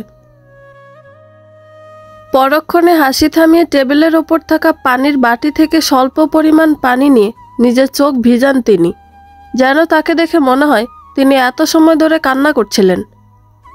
মুখশ্রীর ভাবও তেমন করলেন তিনি। অতঃপর শরীফ সাহেবের কল রিসিভ করে তাকে কিছু বলার সুযোগ না দিয়ে তিনি ন্যাকা কান্না নাটক করতে করতে বললেন, ওগো আমার সব শেষ হয়ে গেল গো, আমি এবার কি নিয়ে বাঁচব? এমন দিন দেখার আগে আমার মরণ কেন হলো না? রাহেলার মুখে আকস্মিক এমন কথা শুনে শরীফ সাহেব ভরকে যান। দ্রুততার স্বরে তিনি বললেন, রাহেলা কি হয়েছে তোমার? এভাবে কান্না করছো কেন? আমার ছেলেমেয়েরা সবাই সুস্থ আছে তো? বৌমারা বাচ্চারা ওদের কিছু হয়নি তো? সবাই সুস্থ আছে, কিন্তু আজ আমাকে আমারই এক ছেলের মুখে শুনতে হলো এত বছরের চেষ্টায় সাজানো সংসার নাকি আমার না। আমি, আমার 2 ছেলে, বৌমারা আমরা সবাই নাকি এই সংসারের আগাছা। খুব তাড়াতাড়ি আমাদের সবাইকে এবাড়ি থেকে চিরদিনের জন্য বের করে দেওয়া হবে। শরীফ সাহেব অত্যন্ত অবাক স্বরে বললেন, কি বলছো কি তুমি এসব রাহেলা? রিজন তোমাদের এমন কথা বলেছে? শুধু এতটুকুই না, আরও অনেক কথা বলেছে সে আমাদের। আর এটা নতুন কিছু না। তোমার অবর্তমানে আমরা সবাই এখানে কিভাবে দিন পার করছি আমরা জানি। সব সময় রাজিবুল আর রফিকুলকে এটা বলে খোঁটা দেয় সে যে ওদের দুজনের জন্মদাতা পিতা তুমি নও, তাই এবারে সব সম্পত্তির একমাত্র উত্তরাধিকার সে নিজে। আর রইল রুমির কথা, খুব তাড়াতাড়ি ওকে দায়সারাভাবে বিয়ে দিয়ে এবারে ছাড়া করার ব্যবস্থা করবে রিজওয়ান। তারপর আমাদেরও এবাড়ি থেকে বের করে দিবে সে। এতদিন সংসারে অশান্তি হবে ভেবে আমরা সবাই সব অন্যায় অবিচার মুখ বুজে সহ্য করে গিয়েছিলাম। তোমার কাছে কখনো এসব নিয়ে কোনো অভিযোগ করিনি কেউ, কিন্তু এবার সব সহ্যের সীমা অতিক্রম হয়ে গিয়েছে। তাই সম্পূর্ণ সত্য সম্পর্কে তোমাকে অবগত না করে পারলাম না। আমার মন আর আমার সৃষ্টিকর্তা খুব ভালোভাবেই জানে আমি বা আমার ছেলে মেয়েরা আসলে কেমন। আমরা সবাই সেই শুরু থেকে রিজওয়ানকে আপন করে নেওয়ার চেষ্টা করে এসেছি, কিন্তু রিজওয়ান না কখনো আমাকে তার মায়ের স্থানে বসিয়ে সম্মান দিয়েছে, আর না আমার ছেলে মেয়েদের নিজের ভাই বোন মনে করে শ্রদ্ধা স্নেহ করেছে। সবকিছু হাতের বাইরে চলে যাওয়ার আগে তুমি দেশে চলে এসো। আমাদের সাথে হওয়া এই অন্যায় সুবিচার পাওয়ার আশায় মুখর হয়ে বসে আছি আমরা। রাহেলার বলা সম্পূর্ণ কথাগুলো শুনে শরীফ সাহেবের মুখশ্রী জুড়ে চিন্তার ছাপ স্পষ্ট হয়। তিনি যেন কিছুতেই নিজের কানকে বিশ্বাস করতে পারছেন না। তারও তার প্রথম স্ত্রীর ভালোবাসার চিহ্ন রিজওয়ান এতটা নিম্ন মানসিকতার হতে পারে তা তিনি ভাবতেও পারছেন না। শরীফ সাহেব কিছু না বলে কল কেটে দিলেন। কল কেটে গিয়েছে বুঝে রাহেলা শাড়ির আঁচল টেনে নিজের চোখে মুখে লেগে থাকা পানিগুলো মুছতে মুছতে বললেন, সঠিক সময় সঠিক স্থানে বিষমন্ত্র উগলে দেওয়ার কাজ সম্পন্ন করে দিলাম, এখন কিছুটা নিশ্চিন্ত লাগছে। এই বলে রাহেলা নিঃশব্দে হাসতে থাকেন। বিকেলবেলা আমজাদ চৌধুরী নিজ রুমে হেলানো চেয়ারে শরীর এলিয়ে বসে আছেন আর বই পড়ছেন। সেই সময় আরফা ওর বকের সাথে এক হাত দিয়ে ছোট্ট একটা টেডি জড়িয়ে নিয়ে আমজাদের পাশে এসে দাঁড়িয়ে বলল, দাদু দাদু শোনো একটু আমার কথা। আরফার কণ্ঠ কর্ণপাত হতে আমজাদ সোজা হয়ে বসে হাতে থাকা বইটা বন্ধ করে পাশের ছোট্ট টেবিলের ওপর রাখতে রাখতে আদরে স্বরে বললেন, আরে আমার দিদিভাই এসেছে যে, কি বলতে চাও তুমি আমায় দিদিভাই? আরফা বলল, দাদু তুমি আমাকে নামাজ কিভাবে পড়তে হয় তা শিখিয়ে দিবে। আমি নামাজ পড়তে চাই। ছোট্ট আরফার মুখে এরূপ কথা শুনে আমজাদ কিছুটা অবাক হলেন। মাত্র 5 বছর বয়সের বাচ্চা নামাজি শিক্ষা নিতে চাচ্ছে এত আগ্রহের সাথে। আমজাদ হাসি মুখে বললেন, এ তো অনেক ভালো কথা দিদিভাই। আমি অবশ্যই তোমাকে শিখাবো কিভাবে নামাজ আদায় করতে হয়, আর নামাজে থাকাকালীন কোন কোন সূরাগুলো পড়া তোমার জন্য সুবিধাজনক হবে সেগুলো মুখস্থ করতে সহযোগিতা করব। একটু পর আসরের আজান দিবে, তখন তোমাকে শিখিয়ে দিব কেমন? ঠিক আছে দাদু। এই বলে আরফা গুটি গুটি পায়ে আমজাদের রুম থেকে বেরিয়ে যায়। আমজাদ নীরব হয়ে আরফার যাওয়ার পানে তাকিয়ে রয়। অফিসে নিজ টেবিলে বসে আছে রিজওয়ান। এখন 15 মিনিটের ব্রেক টাইম পেয়েছে সে। চেয়ারে পিঠ ঠেকিয়ে মনে মনে চিন্তা করছে সে তার বাবাকে সম্পূর্ণ সত্য সম্পর্কে কিভাবে অবগত করা উচিত হবে। কিয়ৎক্ষণ পর রিজওয়ানকে হাতের বাম পার্শ্বে ওদের অফিসের অনেক পুরনো মধ্যবয়স্কের একজন পুরুষ পিয়ন এসে দাঁড়িয়ে হাসি মুখে বললেন, ছোট স্যার আপনাকে তার কেবিনে ডেকে পাঠিয়েছেন এক্ষুনি। রিজওয়ান সোজা হয়ে বসে বলল, আচ্ছা আমি যাচ্ছি। পিয়ন স্থান ত্যাগ করা মাত্র রিজওয়ান ও আরহাম চৌধুরীর কেবিনে যাওয়ার উদ্দেশ্যে হাঁটা ধরে। কিয়ৎক্ষণ পর আরহামের কেবিনের দরজার সামনে এসে দাঁড়িয়ে নক করে ভিতরে যাওয়ার অনুমতি চাইলে আরহামের অনুমতি পেয়ে রিজওয়ান তার কেবিনে প্রবেশ করে শান্ত স্বরে বলল, স্যার আপনি আমাকে ডেকেছিলেন? আরহাম শান্ত স্বরে বলল, জি বসুন এখানে। রিজওয়ান বিনা বাক্যে আরহামের সম্মুখ পানে রাখা চেয়ারটি টেনে সেখানে বসে। পরক্ষণে আরহাম বলল, অফিসে জয়েন হয়েছেন পর আমার নানান ব্যস্ততার কারণে আপনার সাথে পার্সোনালি কথা বলা হয়নি এখনো। বাবার থেকে শুনেছিলাম অনেক আগেই আপনার জন্য আমার বাবার প্রাণ রক্ষা হয়েছিল। আপনার কাছে সেই সূত্রে আমি ঋণী হয়ে আছি। আমার জীবনে আমার বাবার মূল্য অনেক বেশি। তাকে আমি অনেক ভালোবাসি। তিনি ছাড়া আমার আপন বলতে এ পৃথিবীতে দ্বিতীয় কেউ নেই। আরহামের মুখে এরূপ কথা শুনে রিজওয়ানের মনে পড়ে প্রথম পরিচয়ের দিন আমজাদের বলা কথাগুলো।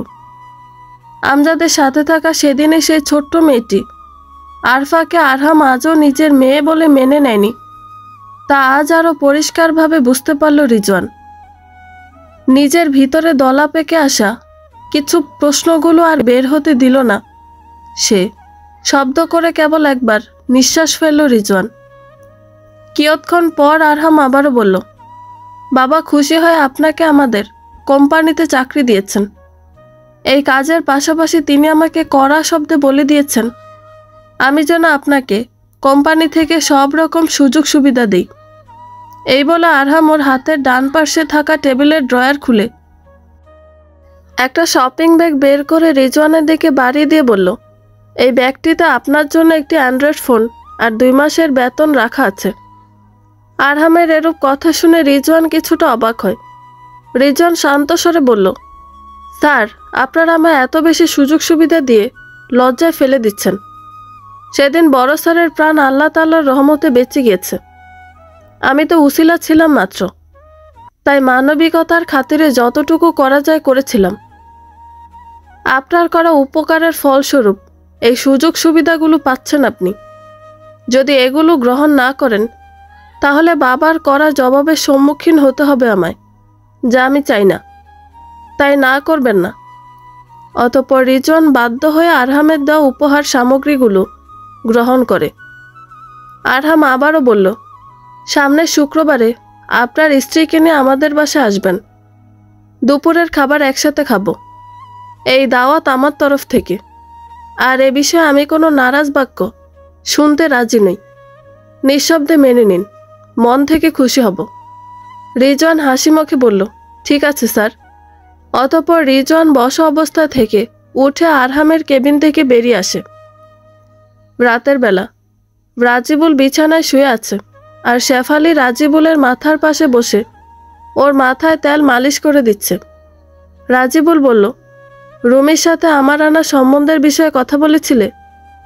শেফালি শব্দ করে একবার নিঃশ্বাস ফেলে বলল, সকালে গিয়েছিলাম রুমির সাথে কথা বলতে, কিন্তু সে আমার সাথে খামোখায় উগ্র আচরণ করল আর বলল আমি যেন এই সম্বন্ধ নিয়ে ওর সাথে কথা বলে ওর মুড নষ্ট করে না দিই। শেফালির মুখে এরূপ কথা শুনে রাজিবুলের মেজাজ খারাপ হয়ে যায়। সে চট করে শোয়া থেকে উঠে বসে রাগী স্বরে বলল, তোমাকে সামান্য একটা কাজ দিয়েছিলাম আর তুমি সেটা করতে পারলে না। কোথায়? আগে তো কখনো রুমি তোমার সাথে উগ্র আচরণ করার সাহস পেত না। যদিও উঁচু গলা একটা কথা বলতে আসতো, তখন তুমি ওর মুখ বন্ধ করে দেওয়ার মতো কথা ওকে শুনিয়ে দিতে। আমি তোমার ভিতর আমার পুরনো শেফালিকে খুঁজে পাই না এখন। সেদিনের পর থেকে কেন নিজেকে এতটা পরিবর্তন করে ফেললে তুমি? যদি সময় থাকতে নিজেকে পূর্বের ন্যায় করতে না পারো, তাহলে সম্পর্কে 10 বছরের মাথায় এসে এই সম্পর্ক নিয়ে আমার দ্বিতীয়বার ভাবতে হবে। এই বলে রাজিবুল বিছানা থেকে নেমে রুম থেকে বেরিয়ে যায়। শেফালি নীরব হয়ে রাজিবুলের যাওয়ার পানে তাকিয়ে রয়। নিজ রুম থেকে বেরিয়ে রাজিবুল সোজা ওর মা রাহেলা বেগমের রুমে আসে। রাহেলা বিছানায় আয়েশি ভঙ্গিতে বসে পান চিবুচ্ছিলেন। সেই সময় রাজিবুলকে গম্ভীর মুখশ্রী নিয়ে নিজ রুমে প্রবেশ করতে দেখে রাহেলা বললেন, আরে আমার বড় বাজানের মুখটা এমন গম্ভীর হয়ে আছে কেন? কি হয়েছে বাজান? আমার পাশে এসে বস বাবা। রাজিবুল ওর মায়ের পাশে এসে বসে বলল, মা, তুমি আমাকে ভালোবাসো তো? রাহেলা অবাক স্বরে বললেন, হঠাৎ এমন প্রশ্ন করছিস কেন বাবা? উল্টো প্রশ্ন না করে যা জিজ্ঞাসা করলাম তার উত্তর দাও। এটা আবার জিজ্ঞাসা করতে হয় রে? তুই, রফিকুল আর রুমি, তোরা 3 জনই তো আমার কলিজার টুকরো। তোদের 3 জনকে ঘিরেই তো আমার সকল ভালোবাসা। আমার কারণে তুমি প্রথম মা ডাক শুনতে পেরেছিলে, সেই সূত্রে তোমার নিকট আমার হক রফিকুল আর রুমির থেকে বেশি হওয়া উচিত নয় কি? কি হয়েছে তোর বাজান? এমন এমন কথা বলছিস কেন তুই? যদি তুমি তোমার বড় সন্তানকে হারাতে না চাও আর তার ভালো হোক এমনটা চাও, তাহলে রুমির জন্য আমার আনার সম্বন্ধে ওকে সম্মতি জানাতে বাধ্য করিও। রাজিবুল, কি বলছিস তুই এসব? রুমি তোদের একমাত্র ছোট বোন। নিজের ভালোর জন্য তুই বোনকে কোরবানি দিতে চাচ্ছিস কি করে? রাজিবুল তেজি স্বরে বলল, ভুলে যেও না মা, রুমির শরীরে আমার বাবার রক্ত বইছে না। তুমি কেবল ওকে পেটেই ধরেছিলে। আমাদের নারীর টান একই হতে পারে, কিন্তু আমাদের পৈতৃক সূত্র আলাদা।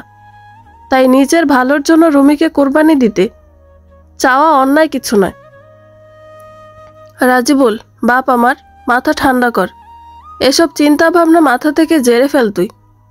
আমার কাছে তুই রফিকুলের থেকে রুমির গুরুত্ব কোনো অংশে কম না। আমি চাই তোরা 3 জনই ভালো থাক। সুখে শান্তিতে থাক। এক সন্তানের সুখের জন্য আমি মা হয়ে আরেক সন্তানকে তার ইচ্ছের বিরুদ্ধে গিয়ে বিয়ের জন্য জোর জবরদস্তি করতে পারবো না। রাজিবুল বসা থেকে উঠে দাঁড়িয়ে রাগে হিসিয়ে বলল, যদি তুমি আমার কথা না শোনো তাহলে তোমার বৃদ্ধ বয়সে তুমি তোমার পাশে আমাকে পাবে না। তোমার মৃত্যুর সময় তোমার মুখে পানি দেওয়ার জন্য তোমার ছোট ছেলে মেয়ে কেউ থাকবে না, এই কথাটা মনে রেখো। এই বলে রাজিবুল রাহেলাকে আর কিছু বলার সুযোগ না দিয়ে হনহনিয়ে তার রুম থেকে বেরিয়ে যায়। এত সময় ধরে রাহেলার রুমের বাহিরে দাঁড়িয়ে রুমি ওদের দুজনের সম্পূর্ণ কথোপকথন শুনেছে। রাজিবুল বেরোনোর পূর্বেই সে সাবধানে স্থান ত্যাগ করেছিল। রুমি দু চোখ বেয়ে কেবল অঝোর দ্বারা অশ্রু গড়িয়ে পড়ছে। ভাগ্য তাকে এ কোন মোড়ে এনে দাঁড় করালো। বাবা সমতুল্য বড় ভাই কিনা নিজের সুখের কথা চিন্তা করে তার সুখকে কোরবানি দেওয়ার চিন্তা ভাবনা করেছে। রুমির কানে কেবল সেই সময়ের কথাগুলো বাজছে। রাতের বেলা রুমি নিজ রুমে এসে বিছানায় স্থির হয়ে বসে নীরবে নিজের দু চোখ দিয়ে নোনা জল বিসর্জন দিচ্ছে। কিয়ৎক্ষণ পর রুমি দুহাতে নিজের দু চোখের পানি মুছে বলল, যে পরিবার আমার সুখকে কোরবানি দিয়ে নিজেদের সুখের পরিমাণ বাড়াতে চায় সেই পরিবারের সাথে থাকার কোনো প্রশ্নই আসে না। সেই পরিবারের সম্মানের কথা চিন্তা করে নিজের জীবনের মূল্যবান সময়গুলো নষ্ট করার কোনো মানে হয় না। আমি কালই জিহাদের সাথে দেখা করব, আর আমাদের সম্পর্ক নিয়ে হয়তো ভালো নয়তো খারাপ যে কোনো একটা সিদ্ধান্ত চূড়ান্ত করব। মেহরিনের বিছানা ঠিক করা শেষ হয়েছে দেখে রিজওয়ান বেডসাইড টেবিলের ওপর থেকে ওর বস আরহাম চৌধুরীর দেওয়া গিফটের ব্যাগটা হাতে নিয়ে মেহরিনের কাছে এসে ওর মুখোমুখি বসে দুপুরের পর অফিসে হওয়া সম্পূর্ণ ঘটনার কথা খুলে বলল। অতঃপর গিফট প্যাকেটটি খুলতেই ভিতর থেকে 1000 টাকার দুটো বান্ডিল আর একটা অ্যান্ড্রয়েড ফোনের বক্স বের করে। মেহরিন স্মিথ হাসি দিয়ে বলল, তোমার এমন একটা ফোন কেনার অনেক শখ ছিল, বাবা তোমাকে দিতে চাইল। সেই সময়ের পরিস্থিতি এমনই ছিল যে তুমি চেয়েও নিজের শখ পূরণ করতে পারোনি। অথচ এখন দেখো, তুমি সব ভুলে নতুন করে নিজের জীবন শুরু করেছিলে, আর একটু একটু করে তোমার অপূর্ণ থাকা শখগুলো পূরণ হতে শুরু করেছে। এতে কি বোঝা যায় জানো? আল্লাহ আমাদের সবাইকে ঠিকই কঠিন ও খারাপ পরিস্থিতির সম্মুখীন করান, কিন্তু কখনো এতটা হতাশ করেন না যে আমরা তাকে ভুলে যাই বা তার ইবাদত পালন করতে অনিচ্ছুক হয়ে পড়ি। আমাদের ঈমান পরীক্ষা করেন তিনি কঠিন ও খারাপ পরিস্থিতিতে ফেলে, আর আমাদের সহ্য ক্ষমতা লঙ্ঘন হওয়ার পূর্বেই তিনি সব সমস্যা দূর করে ভালো সময় এনে দেন। তাই আমাদের উচিত জীবনের প্রতিটি ক্ষণে তার ওপর অগাধ ভরসা রাখা। রিজওয়ান হাসি মুখে বলল, ঠিক বলেছ বউ। এতদিন একটা ফোনের অভাবে বাবাকে সব সত্য সম্পর্কে অবগত করতে পারিনি। ভেবে রেখেছিলাম প্রথম মাসের বেতনটা হাতে পেলে সর্বপ্রথম একটা ফোন কিনব, কিন্তু আল্লাহ আমাকে ততদিন অপেক্ষা করালেন না। মেহরিন শব্দ করে একবার নিঃশ্বাস ফেলে বলল, বাবা কি তোমার কথা বিশ্বাস করবেন? আমরা মাত্র 2 জন আর ওরা 6 জন। ওদের দল যে ভীষণ ভারী। এমন না হয় যেন মিথ্যার জোরে সত্য মাটির নিচে চাপা পড়ে যায়। রিজওয়ান মেহরিনের দুগালের ওপর নিজের দুহাত আলতোভাবে রেখে বলল, মিথ্যার দল যতই ভারী হোক না কেন তা কখনো সত্যকে মাটির নিচে চাপা দেওয়ার ক্ষমতা রাখে না বউ। সত্য একাই 100 জনের শক্তির সমতুল্য। আমি আগামীকালই বাবাকে সম্পূর্ণ সত্যি সম্পর্কে অবগত করব। এরপর তার নিকট যেটা ঠিক মনে হবে সেটাই হবে। বাবা যদি একটু গভীরভাবে চিন্তা করেন ও যাচাই করেন, তাহলে কারা সত্য বলছে আর কারা মিথ্যা তা খুব ভালোভাবে বুঝতে পারবেন। দেখা যাক কি হয়। সম্পূর্ণ ভরসা এখন আল্লাহর উপর। তিনি যা লিখে রেখেছেন তাই হবে ইনশাল্লাহ। ও হ্যাঁ বউ, তোমাকে তো আরও একটা কথা বলার ছিল আমার। এসব কথা তাহলে স্মরণহারা হয়ে গিয়েছিল। কি কথা? আরহাম স্যার শুক্রবার দুপুরবেলা তোমাকে নিয়ে আমায় তার বাসায় যেতে বলেছেন। তিনি নিজ থেকে আমাদের দুপুরের খাবার একসাথে খাওয়ার জন্য দাওয়াত করেছেন। আমি তার এমনভাবে বলা কথায় না করতে পারিনি। মেহরিন হাসি মুখে বলল, ঠিক আছে, আমরা যাব। পরের দিন সকালবেলা অফিসে যাওয়ার জন্য তৈরি হয়ে আরহাম ড্রয়িং রুমে আসতেই ওর সম্মুখে এসে দাঁড়ায় আরফা। আরহাম কিছুটা অপ্রস্তুত হয়ে পড়ে এমনভাবে আরফার উপস্থিতিতে। আরহাম আরফার ওপর শান্ত দৃষ্টি স্থির করতে আরফা বলল, জানেন, আমি দাদুর কাছে নামাজ পড়া শিখে নিয়েছি। নামাজ শেষে আমি আল্লাহর কাছে একটা সিক্রেট দোয়া করেছিলাম। আল্লাহ আমার দোয়া কবুল করেছে কিনা সেটাই দেখতে আজ আপনার সামনে এসে দাঁড়িয়েছি আমি। এখন আমি চোখ বন্ধ করছি, কেমন? এই বলে আরফা চোখ বন্ধ করে ফেলে। ছোট্ট আরফার মুখে এরূপ কথা শুনে আর এমন কাজে আরহাম অত্যন্ত অবাক হয় ঠিকই, কিন্তু পর মুহূর্তে আরহাম আরফার প্রতি ভালো কোনো রিয়াকশন প্রকাশ করার পূর্বেই ওর চোখের সামনে সানজিদের মুখশ্রী ভেসে ওঠে, যার ফলে আরহাম বরাবরের মতোই আরফার পাশ কাটিয়ে বাড়ি থেকে বেরিয়ে যায়। কিয়ৎক্ষণ চোখ বন্ধ করে থাকার পরেও কোনো রকম রিয়াকশন বুঝতে না পেরে অস্থির হয়ে আরফা চোখ মেলে সামনে তাকায়। আরহাম নেই। আরফা এক নজরে নিজের চারপাশ দেখে নেয়, না, আরহাম নেই। সেই সময় বাহির থেকে গাড়ির হর্ন বাজার শব্দ আরফার কর্ণপাত হতেই আরফার সম্পূর্ণ মুখশ্রী একরাশ কালো মেঘে ঢেকে যায়। আরফা বুঝতে পারে বরাবরের মতো ওর বাবাই ওকে এড়িয়ে চলে গিয়েছে। আরফার সেখানে না দাঁড়িয়ে গুটি গুটি পায়ে সিঁড়ি বেয়ে সোজা ছাদে চলে আসে। ছাদের এক কোণে হাঁটু ভাঁজ করে বসে আকাশের দিকে তাকিয়ে অভিমানী স্বরে বলল, দাদু তো বলেছিল আল্লাহ সব বেবিজদের প্রার্থনা খুব তাড়াতাড়ি কবুল করে নেন। আমি তো আল্লাহর কাছে খুব করে চেয়েছিলাম বাবাই যেন আমাকে একটু আদর করেন, একটু সময়ের জন্য কোলে নেন। তবে কি বাকি বাকি বেবিজদের মতো আমি ভালো না? বাবাই যেমন আমাকে পচা মনে করেন, আল্লাহও তেমনই আমাকে পচা মনে করেন। তাই তিনি আমার দোয়া কবুল করেননি। মাম্মাম এখন দিন হয়ে গিয়েছে, তাই আমি তোমাকে দেখতে পাচ্ছি না, কিন্তু আমাকে তো তুমি সবসময় দেখতে পাও, আমার কথাও তুমি সবসময় শুনতে পাও। মাম্মাম, তুমি বাবাইকে বলে দিও আমি তোমাকে আর বাবাইকে দুজনকে অনেক ভালোবাসি। কিন্তু জানো মাম্মাম, বাবাই শুধু তোমাকে ভালোবাসে, আমাকে একটুও নয়। আমি এখন থেকে আল্লাহর কাছে এই দোয়া করব যেন আল্লাহ আমাকে খুব তাড়াতাড়ি স্টার বানিয়ে দেন আর তোমাকে আবারও বাবাইয়ের কাছে ফিরিয়ে দেন। আমিও তখন আকাশে বসে তোমাদের একসাথে হাসি খুশি থাকতে দেখব। কথাগুলো বলতে বলতে ছোট্ট আরফার দু চোখ নোনা জল দ্বারা ভিজে গিয়েছে। আরফা আকাশ থেকে নিজের দৃষ্টি নামিয়ে দুহাঁটুর মাঝে মুখ গুজে ওভাবেই বসে রয়। কলেজে যাওয়ার জন্য নিজ রুমে আয়নার সামনে দাঁড়িয়ে তৈরি হচ্ছে রুমি। সেই সময় রুমির মা রাহেলা ওর রুমে প্রবেশ করে। আয়নায় নিজের মায়ের প্রতিচ্ছবি দেখে রুমির বুঝতে বাকি রয় না তার মা এখন তাকে কি বলার জন্য এখানে এসেছেন। সবকিছু জেনেও নীরব আর স্বাভাবিক রয় রুমি। রাহেলা নিজের মুখে হাসি বজায় রেখে বিছানায় বসতে বসতে বললেন, রুমি, মা, আমার পাশে এসে বসতো, তোর সাথে আমার একটা গুরুত্বপূর্ণ বিষয় নিয়ে কথা বলার আছে। রুমি কোনো রূপ প্রশ্ন না করে নীরব হয়ে ওর মায়ের সম্মুখ পানে এসে বসে। রুমির মুখে লেগে আছে স্মিত হাসির রেখা।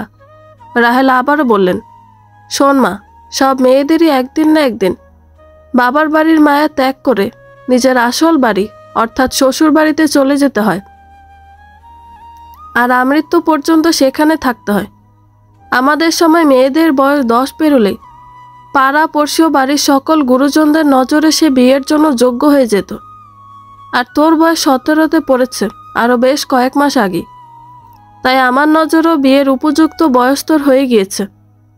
অনেক দিন থেকে বিভিন্ন আত্মীয় পাড়া পড়শির থেকে অনেক ছেলের সম্বন্ধে আমার কান পর্যন্ত পৌঁছেছিল, কিন্তু কখনো কোনো সম্বন্ধ নিয়ে এত গভীরভাবে ভেবে দেখিনি। এবার তোর বড় ভাই যে সম্বন্ধটা নিয়ে এসেছে তা নিয়ে আমি না ভেবে পারলাম না। এত ভালো ছেলে সহজে কি পাওয়া যায় বল? টাকা পয়সা, বাড়ি, সয় সম্পত্তি, সম্মান, কোনো কিছুর অভাব নেই তার। হ্যাঁ, হতে পারে ছেলেটার একটু বয়স বেশি, চেহারার উজ্জ্বলতা কিছুটা ঢাকা পড়ে গিয়েছে, স্ত্রী মারা গিয়েছে আর সে পক্ষে 2 সন্তানও আছে, কিন্তু এসব কিছুই ঢাকা পড়ে যাচ্ছে তার অর্থের সামনে। একটা কথা কি জানিস মা, স্বামী হিসেবে পুরুষ মানুষদের একটু বেশি বয়স হওয়া ভালো, কারণ তারা তাদের স্ত্রীকে অনেক বেশি ভালোবাসেন আর তাদের চাওয়া পাওয়াগুলোর গুরুত্ব বেশি দেন। আর রাজি বলতে বলেছিলই যে বাচ্চাদের নিয়ে তোর সমস্যা হলে বিয়ের পর কৌশলে নিজের সংসার থেকে ওদের সরিয়ে ফেলতে পারবি তুই। রানীর মতো সেই সংসারে রাজত্ব করতে পারবি। সব কিছু চিন্তা করার পর এই সম্বন্ধে আমার মন খুব ভালোভাবে বসে গিয়েছে রে মা। তুই আর দ্বিমত করিস না। আমি বা তোর ভাইয়েরা কেউই তোর খারাপ চাই না। তুই সুখে থাকবি এটাই সর্বপ্রথম চিন্তা করি। রাহেলার বলা প্রতিটি শব্দ এই মুহূর্তে রুমির নিকট বিষের থেকে বিষাক্ত মনে হচ্ছিল, যা ওর বুকের ভিতরটা খুব যত্ন নিয়ে ক্ষত বিক্ষত করে দিতে সক্ষম হলো। রুমি মনে মনে কেবল একটি বাক্য আওড়ালো, মা। মা যদি তো এমন হওয়ার কথা না। কলেজের কথা বলে বাড়ি থেকে বেরিয়ে রুমি জিহাদের সাথে দেখা করার উদ্দেশ্যে পার্কে এসেছে। পার্কের ভিতর একটা বেঞ্চে বসে জিহাদের আসার অপেক্ষা করছে রুমি। কিয়ৎক্ষণ পর জিহাদকে পার্কের মূল দরজা পেরিয়ে নিজের দিকে অগ্রসর হতে দেখে রুমি। জিহাদ রুমির পাশে এসে বসে বলল, হঠাৎ কি হলো তোমার রুমি? দেখা করার জন্য এত জরুরি তলব কেন? রুমি শান্ত স্বরে বলল, বড় ভাইয়া আমার জন্য একটা বিয়ের সম্বন্ধ এনেছে জিহাদ। জিহাদ ভাবলেশীন কণ্ঠে বলল, তো এর জন্য এমন উদাস হওয়ার কি আছে? রুমি শব্দ করে একবার নিঃশ্বাস ফেলে বলল, আমার জন্য আনা সেই সম্বন্ধে লোকটির বয়স আমার বয়সের দ্বিগুণেরও বেশি। আর লোকটির আগের একবার বিয়ে হয়েছিল। প্রথম স্ত্রী মারা গিয়েছেন। প্রথম পক্ষের একজন ছেলে সন্তান ও একজন মেয়ে সন্তান আছে। ছেলে সন্তানের বয়স 12 বছর আর মেয়েটার বয়স খেয়াল নেই। রুমির মুখে সম্বন্ধের বর্ণনা শুনে জিহাদ শব্দ করে হেসে উঠে বলল, শেষ পর্যন্ত তোমার ভাই কিনা তোমার জন্য বাচ্চা সমেত বুড়ো পুরুষ খুঁজে আনলেন? তো তুমি কি বললে? না করে দিয়েছো নিশ্চয়ই। পরদিনই শোনামাত্র না করে দিয়েছিলাম, কিন্তু পরিস্থিতি আমাকে আমার প্রিয়জনদের আসল রূপ দেখিয়ে দিয়েছে। মানে? আমার জন্য আনা সম্বন্ধের পুরুষ লোকটি বড় ভাইয়ার অফিসের ম্যানেজার হন। তার আর্থিক অবস্থা নাকি অনেক ভালো। সয় সম্পত্তির কোনো অভাব নেই। বড় ভাইয়া অফিসে নিজের জায়গা আরও মজবুত করার জন্য আমাকে তার আনা সম্বন্ধে রাজি করাতে উঠে পড়ে লেগেছেন। আজ সকালে আম্মা আমাকে অনেক বুঝ দেওয়ার চেষ্টা করেছেন যেন আমি রাজি হয়ে যাই। তাদের এই রূপ আমার ভিতরটা জ্বালিয়ে পুড়ে শেষ করে দিচ্ছে জিহাদ। এভাবে চলতে থাকলে আমি নিশ্চিত কোনো অঘটন ঘটিয়ে ফেলব। রুমির মুখে এরূপ কথাগুলো শুনে জিহাদের কপালে চিন্তার ভাঁজ স্পষ্ট হয়। কিয়ৎক্ষণ যাবৎ পিনপত্তর নীরবতা বিরাজ করে পুরো পরিবেশ জুড়ে। কিয়ৎক্ষণ পর জিহাদ বলল, কিন্তু আমার অবস্থাও তো এখন এমন নয় যে আমি তোমার বাড়িতে বিয়ের প্রস্তাব পাঠাতে পারবো। সবে পড়াশোনার গণ্ডি পেরিয়ে জীবনে কিছু করার চিন্তা ভাবনা করছিলাম। ব্যবসা কিংবা চাকরি যে কোনো একটাতেও যদি ফোকাস করি, তা দ্বারা নিজের জীবনকে গুছিয়ে নিত আমার যথেষ্ট সময়ের প্রয়োজন। রুমি মলিন স্বরে বলল, নিজের মা ভাই যেখানে আমার সুখের কথা চিন্তা করছে না, সেখানে আমি তাদের সাথে লড়াই করে কতদিন আর টিকতে পারবো জিহাদ? যদি সব কিছু হাতের বাইরে চলে যায় আর তুমি সময়ের ভিতর কিছু করতে না পারো, তাহলে আমার আত্মহত্যা করা ছাড়া আর কোনো উপায় থাকবে না। আমি মরে যাব, কিন্তু তুমি ব্যতীত দ্বিতীয় কোনো পুরুষের হতে পারবো না। রুমির এরূপ কথায় জিহাদের বুকের ভিতরটা যেন মোচড় দিয়ে ওঠে। ভাগ্য তাদের এত তাড়াতাড়ি এমন কঠিন পরিস্থিতির সম্মুখীন করতে পারে তা ভাবতেও পারেনি জিহাদ। রাতের বেলা খাওয়া দাওয়ার পর্ব শেষ করে আঙিনার মাঝ বরাবর গোল হয়ে চেয়ারে বসে আছে রাহেলা, রাজিবুল, শেফালি, রফিকুল, উর্মিলা। রাহেলা পাশে মাথা নুয়ে দাঁড়িয়ে আছে রুমি। সেই সময় রাজিবুল বলল, আম্মা, তোমার মেয়ে কি আমার আনা সম্বন্ধে সম্মতি জানিয়েছে? ম্যানেজার সাহেবকে আমি বলে দিয়েছিলাম, তার জন্য যোগ্য মেয়ের সন্ধান আমি করে ফেলেছি। মেয়েটি কে তা জানার জন্য তিনি ভীষণ তাড়া দিচ্ছেন। রাহেলা রুমির দিকে এক পলক তাকিয়ে পরপরই দৃষ্টি সরিয়ে নিয়ে বললেন, রুমি এখন আমাকে এ বিষয়ে কোনো মতামত জানায়নি রে বাজান। রাহেলার এমন উত্তরে রাজিবুলের চেহারায় অসন্তুষ্ট ভাব স্পষ্ট হয়। রাজিবুল রুমির দিকে রাগী দৃষ্টি নিক্ষেপ করে বলল, রুমি, কি সমস্যা তোর? হ্যাঁ, সম্মতি জানাতে অহেতুক এত সময় কেন নিচ্ছিস তুই? রুমি আর চুপ না থেকে জোর গলায় বলল, আমি তো প্রথম দিনই বলে দিয়েছি তোমাদের সবাইকে বড় ভাইয়া যে আমি ওই লোককে বিয়ে করতে একদমই ইচ্ছুক নই। আর আমি এখন নিজের বিয়ে নিয়ে কোনো চিন্তা ভাবনাই করছি না। আমার সময়ের প্রয়োজন। আমি অনেক দূর পর্যন্ত পড়াশোনা করতে চাই, নিজের পায়ে দাঁড়াতে চাই। রাজিবুল ধমকের স্বরে বলল, আরে রাখ তোর পড়াশোনা, তুই মেয়ে মানুষ, পরের বাড়ির সম্পত্তি। আমাদের ভাগের টাকা খরচ করে তোকে এত পড়াশোনা করিয়ে বড় জায়গায় চাকরি নিয়ে দিতে যাব কেন আমরা? বিয়ের পর তো সেই চাকরি থেকে পাওয়া টাকা তুই আমাদের হাতে তুলে দিবি না। রাজিবুলের তালে তাল মিলিয়ে রফিকুল বলল, বড় ভাইয়া একদম ঠিক বলেছে। তোকে পড়াশোনা করাতে গিয়ে এ যাবতে যে অর্থগুলো ব্যয় হয়েছে সেই ক্ষতি তো আমাদের কখনো পূরণ হবে না। আর তুই কিনা অনেক দূর পর্যন্ত পড়াশোনা করার কথা বলছিস। রুমি নিজের দুই ভাইয়ের এমন তিক্ত কথা হজম করতে না পেরে তেজি স্বরে বলল, তোমরা হয়তো ভুলে যাচ্ছ আমি তোমাদের টাকা দিয়ে পড়াশোনা করি না। আমি জনাব শরীফ সাহেবের একমাত্র মেয়ে। জন্ম থেকে এখন পর্যন্ত আমার পিছনে হওয়া যাবতীয় খরচ তিনি একা হাতে সামলে এসেছেন। রিজওয়ান ভাই সেদিন কি বলেছিল ভুলে গিয়েছ নাকি তোমরা? আমি সেদিন এখানে উপস্থিত না থাকলেও আম্মার থেকে সম্পূর্ণ ঘটনাই শুনেছিলাম। এই বংশের উত্তরাধিকার সূত্রে কেবল আমি আর রিজওয়ান ভাই যাবতীয় সম্পত্তির ভাগ পাওয়ার অধিকার রাখি। তোমরা দুজন এই বংশের উত্তরাধিকার নও, তাই আমার পড়াশোনা বন্ধ করতে চাওয়ার কথা বলারও কোনো অধিকার তোমাদের নেই, বুঝলে? রুমির মুখে এরূপ কথা শুনে রফিকুল আর রাজিবুলের সর্বশরীরে রক্ত যেন টকবক করে ফুটতে শুরু করেছে। রফিকুল নিজেকে দমিয়ে রাখতে পারলেও রাজিবুল পারে না। সে বসা থেকে উঠে অত্যন্ত রাগ নিয়ে রুমির দিকে তেড়ে এসে সকলের সামনেই ভীষণ শক্তভাবে ওর গলাটা এক হাত দিয়ে চেপে ধরে গোল বৈঠকখানার মাঝ বরাবর টেনে আনে। উপস্থিত বাকিদের চোখে মুখে ভয় ও হতভম্বতার ছাপ স্পষ্ট হয়। সকলেই যেন মুখ দিয়ে একটা টু শব্দ করার ভাষা হারিয়ে ফেলে। এদিকে রুমি নিঃশ্বাস নেওয়ার জন্য হাত পা ছুটতে শুরু করেছে। রাজিবুল অত্যন্ত রাগী স্বরে বলল, আমাকে আমার জায়গায় চেনাচ্ছিস তুই? হাঁটুর বয়সী মেয়ে হয়ে আমার মুখে মুখে এত বড় কথা বলার সাহস দেখিয়েছিস, আজ তোকে মেরেই ফেল। রাজিবুল পুরো কথা শেষ করার পূর্বেই ঝড়ের বেগে একটা লাথি ওর পেটের বাম পাশে এসে পড়লে রুমির গলা ছেড়ে গিয়ে সে কয়েক হাত দূরে মেঝেতে ছিটকে পড়ে যায়। তাল সামলাতে না পেরে রুমিও মেঝেতে পড়ে গিয়েছে।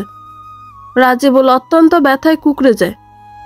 আকস্মিক এমন কিছু হয় উপস্থিত সকলেই ঘর থেকে বেরিয়ে এসে চোখ তুলে তাকাতেই দেখে ওদের সামনে রিজওয়ান রাগে হালকা লাল বর্ণ ধারণ করা মুখশ্রী নিয়ে দাঁড়িয়ে আছে। নিচ থেকে উচ্চ শব্দে কথা বলার আওয়াজ শুনতে পেয়ে এতক্ষণে মেহেরিনও সেখানে উপস্থিত হয়েছে। মেহেরিন পরিস্থিতি হালকাভাবে আঁচ করতে পারে। রুমিকে মেঝেতে পড়ে থাকতে দেখে মেহেরিন রুমির কাছে এসে ওকে ধরে ডাইনিং রুমে এনে সেখানে চেয়ারে বসিয়ে দিয়ে ওর দিকে এক গ্লাস পানি বাড়িয়ে দেয়। কাঁদতে কাঁদতে রুমির দু চোখ ফুলে লাল বর্ণ ধারণ করতে শুরু হয়েছে। রিজওয়ান দ্রুত কদমে রাজিবুলের নিকট এগিয়ে গিয়ে ওকে টেনে দাঁড় করিয়ে ওর নাক বরাবর পরপর কয়েকটা ঘুষি প্রয়োগ করে। রাজিবুলের নাক ফেটে রক্ত ঝরতে শুরু হয়েছে। উপস্থিত কেউই রাজিবুলকে রিজওয়ানের হাত থেকে বাঁচাতে এগোনো সাহস করে উঠতে পারছে না। পর মুহূর্তে রিজওয়ানও দুহাত দিয়ে শক্তভাবে রাজিবুলের শার্টের কলার চেপে ধরে বলল, তোর সাহস কি করে হলো আমার বোনের গলা চেপে ধরার? মাতৃসূত্রে তুই ওর বড় ভাই হতে পারিস, কিন্তু পিতৃসূত্রে আমিও ওর বড় ভাই হই।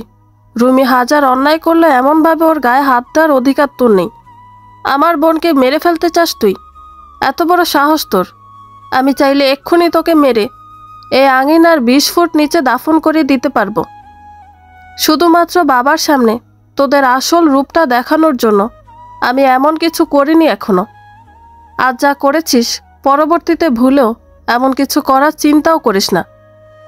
তখন আমি কারোর পরোয়া করব না, সোজা মেরে মাটির নিচে গেড়ে দিব। এই বলে রিজওয়ান সজোরে একটা ধাক্কা দেয় রাজিবুলকে। রাজিবুল এবারও কয়েক হাত দূরে মেঝের ওপর পড়ে গিয়ে সেন্স হারিয়ে ফেলে। পর মুহূর্তে রিজওয়ান, রাহেলা আর রফিকুলের সামনে এসে দাঁড়ায়। রফিকুল পরপর কয়েকবার শুকনো ঢোক গিলে নিজেকে স্বাভাবিক রাখার চেষ্টা করে। রিজওয়ান তেজি স্বরে বলল, আমার বোনকে বিয়ে দেওয়ার জন্য যে বা যারা জোর জবরদস্তি করার চেষ্টা করবে তাদের পরিণতিও ভীষণ ভয়াবহ হবে, মনে রাখবেন সবাই। আপনাদের মতো অমানুষদের সুখের বলি আমার বোনকে হতে দিব না আমি। এই বলে রিজওয়ান সিঁড়ি বেয়ে উপরে নিজ রুমে চলে যায়। রিজওয়ান চলে যেতে ওরা সবাই বসা থেকে উঠে ছুটে যায় রাজিবুলের কাছে। দূর থেকে রুমি ওদের দিকে ঘৃণা ভরা দৃষ্টি নিক্ষেপ করে মনে মনে বলল, কে আমার আপন আর কে আমার পর আজ তা খুব ভালোভাবে বুঝতে সক্ষম হলাম আমি। রুমির পাশেই মেহেরিন নীরব হয়ে দাঁড়িয়েছিল কেবল। রাহেলা, রফিকুল, শেফালি, উর্মিলা অচেতন রাজিবুলের চেতনা ফেরানোর কাজে ব্যস্ত আছে। মেহেরিন রুমিকে উদ্দেশ্য করে বলল, তুমি তোমার রুমে গিয়ে ঘুমিয়ে পড়ো রুমি, ওদের বিষয় ওদেরকে সামলাতে দাও। আর বিয়ের বিষয়ে কোনো চিন্তা করো না। পুরো দুনিয়া তোমার বিরুদ্ধে চলে গেল, তোমার রিজওয়ান ভাই আর আমাকে সবসময় পাশে পাবে তুমি। এই বলে মেহেরিন সিঁড়ি বেয়ে উপরে নিজ রুমে চলে যায়। রুমি ছলছল দৃষ্টি নিয়ে মেহেরিনের যাওয়ার পানে কিয়ৎক্ষণ তাকিয়ে থাকার পর নিজের মা, ভাই, ভাবিদের দিকে দৃষ্টি স্থির করে মনে মনে বলল, অন্যায়কারীর পরিণতি এমনই হয়, যা হয়েছে বেশ হয়েছে। এই বলে রুমি বসা থেকে উঠে ওদের সবার পাশ কাটিয়ে নিজ রুমে চলে যায়। উর্মিলা এক পলক রুমিকে দেখে আবার বাকিদের উপর দৃষ্টি স্থির করে। শেফালি অস্থির কণ্ঠে বলল, আম্মা, ওর নাক থেকে রক্ত পড়া তো বন্ধ হয়ে গিয়েছে, কিন্তু ওর চেতনা কেন ফিরছে না? ওকে কি হাসপাতালে নিয়ে যেতে হবে? শেফালির মুখে এরূপ কথা শুনে উর্মিলা মনে মনে বলল, হুম, আমার স্বামীর পকেট থেকে টাকা খসানোর জন্যই এখন নিজের স্বামীকে হাসপাতালে নিয়ে যাওয়ার কথা উঠাচ্ছে চতুর মহিলা। ভেবেছে আমি বুঝবো না। তুমি শেফালি যদি চলো ডালে ডালে, আমি উর্মিলাও চলবো তেমন পাতায় পাতায়। এই বলে উর্মিলা নিজের ডান হাতের কনুই দিয়ে রফিকুলের পেটের এক পার্শ্বে পরপর কয়েকবার গুঁতো দেয়। রফিকুল কিঞ্চিত ব্যথায় চোখ মুখ হালকা কুঁচকে নিয়ে উর্মিলাকে কিছু বলতে নিয়ে উর্মিলা ইশারায় রফিকুলকে নীরব থেকে ওদের থেকে দূরে সরে আসতে বলে। অতঃপর উর্মিলা বসা থেকে উঠে ওদের সবার থেকে কয়েক হাত দূরে এসে দাঁড়ায়। রফিকুলও উর্মিলার পাশে এসে দাঁড়িয়ে বলল, কি হলো? এভাবে ডাকার মানে কি? শুনলে না তোমার বড় ভাবি কি বলল? তোমার ভাইকে হাসপাতালে নিয়ে যাওয়ার কথা তুলেছে। এতে কি হয়েছে? কি হয়েছে মানে? তোমার মাথায় কি বুদ্ধি বলতে কোনো কিছু আছে আদৌ? উর্মিলা, এত ভনিতা না করে যা বলা সরাসরি বলো তো। বলি, আমাদের এলাকায় আশেপাশে কোনো হাসপাতাল আছে কি? না, নেই তো। নেই।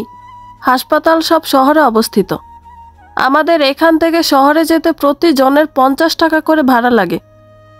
এখন তোমার ভাইকে হাসপাতালে নেওয়ার জন্য তোমার মা সম্মতি জানালে এতগুলো মানুষের যাওয়ার ভাড়া থেকে শুরু করে হাসপাতালে ডাক্তার দেখানোর খরচা ও ওষুধ কেনার খরচা সব তো তোমার পকেট থেকেই দিতে হবে।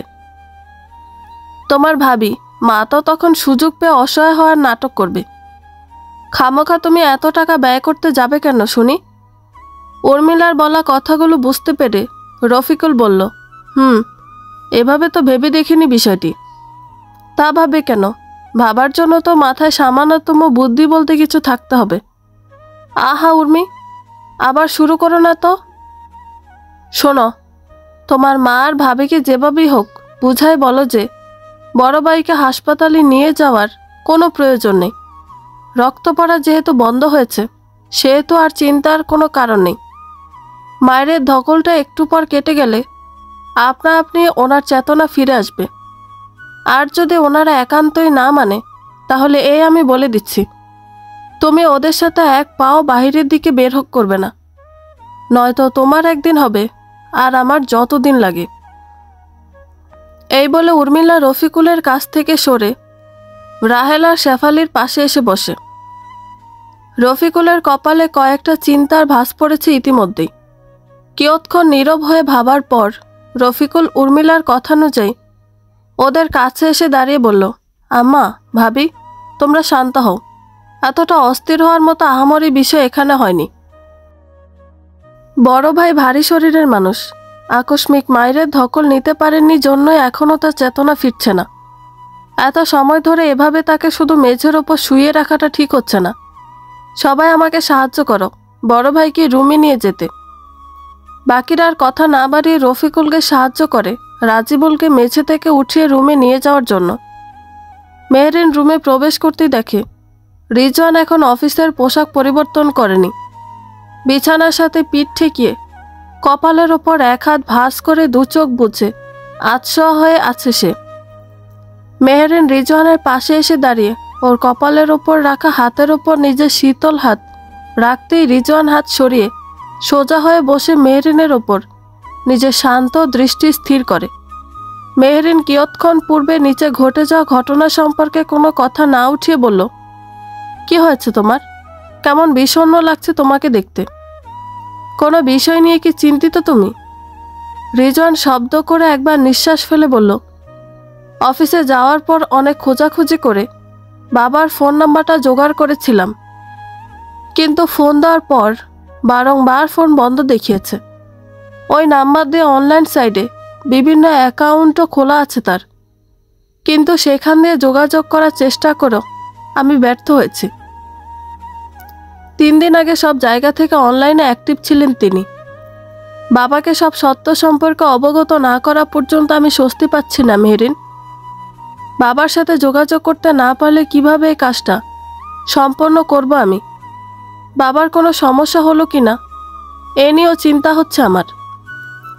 রিজওয়ানের এরূপ কথাগুলো শুনে মেহরিনের চেহারা জুড়েও চিন্তার ছাপ স্পষ্ট হয়। মেহরিন নিজেকে স্বাভাবিক রাখার চেষ্টা করে বলল, এভাবে দুশ্চিন্তা করো না তুমি। হয়তো বাহ্যিক কাজে বাবা অনেক ব্যস্ত হয়ে পড়েছেন, যার দরুন ফোন বন্ধ করে রেখেছেন, আর নিজের অনলাইন অ্যাকাউন্টগুলোতেও অ্যাক্টিভ হতে পারছেন না। ব্যস্ততা শেষ হলে নিশ্চয়ই তিনি তোমার সব কল, অনলাইন সাইটে যোগাযোগ করার চেষ্টাগুলোকে দেখবেন। ততদিন অপেক্ষা করা ছাড়া আমাদের আর করার কিছু নেই। ধৈর্য রাখো, আল্লাহ আছেন আমাদের পাশে। তিনি যা করবেন নিশ্চয়ই তাতে আমাদের ভালোটাই হবে। মেহরিনের কথায় রিজওয়ান পূর্বের থেকে কিছুটা শান্ত হয়। কিয়ৎক্ষণ সম্পূর্ণ পরিবেশ জুড়ে পিনপতন নীরবতা বিরাজ করে। কিয়ৎক্ষণ পর রিজওয়ান বলল, রাজিবুলের আনা অমন সম্বন্ধ মেনে নেওয়া সম্ভব না, এটা আমি বুঝতে পারছি, কিন্তু রুমির বিয়েতে না করার পিছনে আরও অন্য কোনো কারণ আছে বলে মনে হচ্ছে না তোমার মেহরিন? রিজওয়ানের কথার ধরনে মেহরিন বুঝতে পারে সে রুমিকে সন্দেহ করছে। মেহরিন এবার মনস্থির করে সে রিজওয়ানকে রুমির সব সত্য সম্পর্কে অবগত করবে, নয়তো দিনকে দিন পরিস্থিতি আরও খারাপ পর্যায়ে চলে যেতে পারে। পর মুহূর্তে মেহরিন বলল, রুমি একজন ছেলেকে ভালোবাসে রিজওয়ান। মেহরিনের মুখে এরূপ কথা শুনে রিজওয়ান অবাক হয় না। রিজওয়ান স্মিত হাসি দিয়ে বলল, কে সেই ছেলে? আমাদের এলাকার চেয়ারম্যান সাহেবের একমাত্র ছেলে জিহাদ। জিহাদ ছেলেটা খারাপ না, যথেষ্ট ভদ্র। এখনও বাইরে কোথাও দেখা হলে সালাম দিয়ে সম্মানের সহিত কথা বলে, কিন্তু মূল সমস্যা চেয়ারম্যান সাহেবকে নিয়েই। লোকটা মোটেও সুবিধার নয়। অর্থবিত্ত নিম্নবিত্তদের দু নজরে দেখেন সবসময়। এছাড়া ওনার অন্যায় অবৈধ কাজের তো হিসাব নেই। আমাদের বাড়ির মেয়ের সাথে উনি ওনার একমাত্র ছেলের বিয়ে দিতে সম্মতি জানাবেন কি না এ নিয়ে চিন্তিত আমি। ওই বিষয়টা আমিও চিন্তা করেছিলাম, কিন্তু রুমির আচরণ দেখে আমি যা বুঝেছি সেই সম্পর্ক থেকে বেরিয়ে আসবে না। তুমি বরং জিহাদের সাথে একাকী এ বিষয়ে কথা বলো একবার। সে কি বলে শোনো, তারপর যা করা দরকার মনে হবে তাই করব আমরা। ঠিক বলেছ, আমি আগামীকালই জিহাদের সাথে দেখা করব। আরফা নিজ রুমে বিছানায় বসে নিজের মায়ের ছবিতে হাত বুলিয়ে দিতে দিতে বলল, মাম্মাম জানো, তোমার ছবিতে হাত বুলিয়ে দিই তখন মনে হয় আমি তোমার শরীর স্পর্শ করছি। মনে হয় তুমি আমার কাছেই আছো। মাম্মাম, তুমি একদম আপসেট হইও না। খুব তাড়াতাড়ি আমি তোমার জায়গায় স্টার হয়ে গিয়ে তোমাকে বাবায়ের কাছে পাঠিয়ে দেওয়ার ব্যবস্থা করব। আরহাম মাত্র অফিস থেকে বাসায় ফিরেছে। আরফার রুম পেরিয়ে আরহামকে তার নিজের রুমে যেতে হয়। সেই সময় আরফার কণ্ঠে এরূপ কথাগুলো শুনে অজান্তে আরহামের বুকের ভিতরটা মোচড় দিয়ে ওঠে। ছোট্ট আরফা যেটা বুঝে না, কেউ যদি মারা যায় তাকে আর কখনো ফিরিয়ে আনা যায় না। একজন জীবিত মানুষের বদলে আরেকজন মৃত্যু মানুষকে ফিরিয়ে আনার মতো অসম্ভব শক্তি আল্লাহ কাউকে দেননি।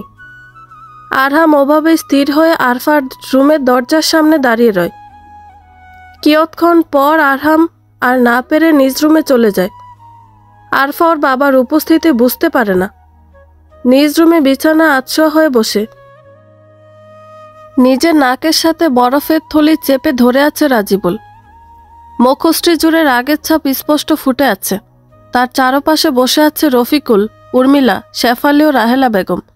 রাজিবুল রাগে স্বরে বলল, তোমরা এতজন মানুষ থাকতেও রিজন আমাকে পরপর 2 দিন আঘাত করতে পারল। তোমাদের যদি আমি আমার বিপদের সময় পাশে না পাই, তাহলে তোমাদের মতো প্রিয়জন আমার কাছে থাকা না থাকা তো সমান। আঘাত পাওয়ার পর সে আঘাতের জ্বালা বাড়াতেই যে তোমরা আমার কাছে থাকো, সেটাও বুঝতে আমার বাকি নেই। রফিকুল বলল, দেখ ভাই, তুই আমাদের ভুল বুঝছিস। আমি ভুল কিছুই বুঝছি না। আজ এই মুহূর্ত থেকে তোর আর আম্মার রাস্তা আলাদা, আর আমার রাস্তা আলাদা। আমার কোনো পরিকল্পনায় আমি তোদের সঙ্গ পেতে চাই না। এক্ষুনি আমার রুম থেকে বেরিয়ে যাবি তোরা সবাই। আম্মা, আপনিও যান। রাহেলা বেগম কোনো প্রত্যুত্তর না করে নীরবে রাজিবুলের কথা মেনে নিয়ে স্থান ত্যাগ করলেন। রাজিবুলের এমন আচরণ উর্মিলার মোটেও পছন্দ হয়নি। তাই সে রফিকুলকে আর কিছু বলার সুযোগ না দিয়ে ওর হাত ধরে টানতে টানতে বাহিরে চলে যায়। শেফালি শব্দ করে একবার নিঃশ্বাস ফেলে বলল, রাগের মাথায় অতিরিক্ত কোনো সিদ্ধান্ত নিয়ে ফেললে বলে মনে হচ্ছে না তোমার? রাজিবুল শেফালির দিকে ক্ষিপ্ত নজরে তাকিয়ে বলল, এই সিদ্ধান্ত আমার আরও আগেই নেওয়া উচিত ছিল। এখন ওদের কাউকে নিয়ে আমার কাছে সাফাই গাইতে আসবে না তুমি। তাহলে কিন্তু ফল মোটেও ভালো হবে না বলে দিলাম। শেফালি আর কিছু না বলে বসা থেকে উঠে রুমের বাইরে চলে যায়। রাজিবুল নিজ মনে বিড়বিড়িয়ে বলল, খুব শীঘ্রই তোর নাম ও নিশানা এই পৃথিবীর বুক থেকে চিরতরের জন্য মুছে ফেলার ব্যবস্থা করব আমি, রিজওয়ান। এই রাজিবুলের শরীরে আঘাত করার ফল কতটা ভয়াবহ হতে পারে তা সময় তোকে বুঝিয়ে দিবে। আজ শুক্রবার। আরহামের বাসায় দুপুরবেলা দাওয়াত উপলক্ষে রিজওয়ান আর মেহেরিন তৈরি হয়ে নিচে আসতেই রুমির সাথে দেখা হয়ে যায় ওদের। আঙিনায় তখন চতুর্থ কোনো ব্যক্তি উপস্থিত ছিল না। মেহেরিন রুমির সম্মুখে দাঁড়িয়ে বলল, কি ব্যাপার রুমি, তুমি এই সময় এখানে দাঁড়িয়ে আছো যে? ভাবি, তোমরা দুজনেই বাইরে যাচ্ছ মনে হচ্ছে। হ্যাঁ, তোমার ভাইয়ার বস তার বাসায় দাওয়াত দিয়েছেন আজ আমাদের, সেখানে যাচ্ছি। ভাবি, বাড়িতে আজ ওরা সবাই আছে। তোমাদের অবর্তমানে আমার সাথে ওরা যদি কোনো খারাপ আচরণ করে বা বড় ভাইয়া রিজওয়ান ভাইয়ের মায়ের বদলা নিতে আমাকে আঘাত করে, তখন কি হবে? আমার যে ভীষণ ভয় করছে।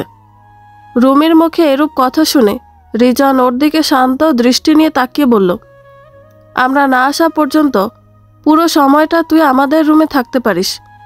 আর হ্যাঁ, রুমের দরজা ভিতর থেকে আটকে দিস। ওরা কেউ আমাদের রুমে যাবে না। তোকে খুঁজতে তোর রুমে গিয়েও তোকে না পেলে বুঝবে তুই বাড়িতে নেই, তুই কোনো অন্যায় করিসনি।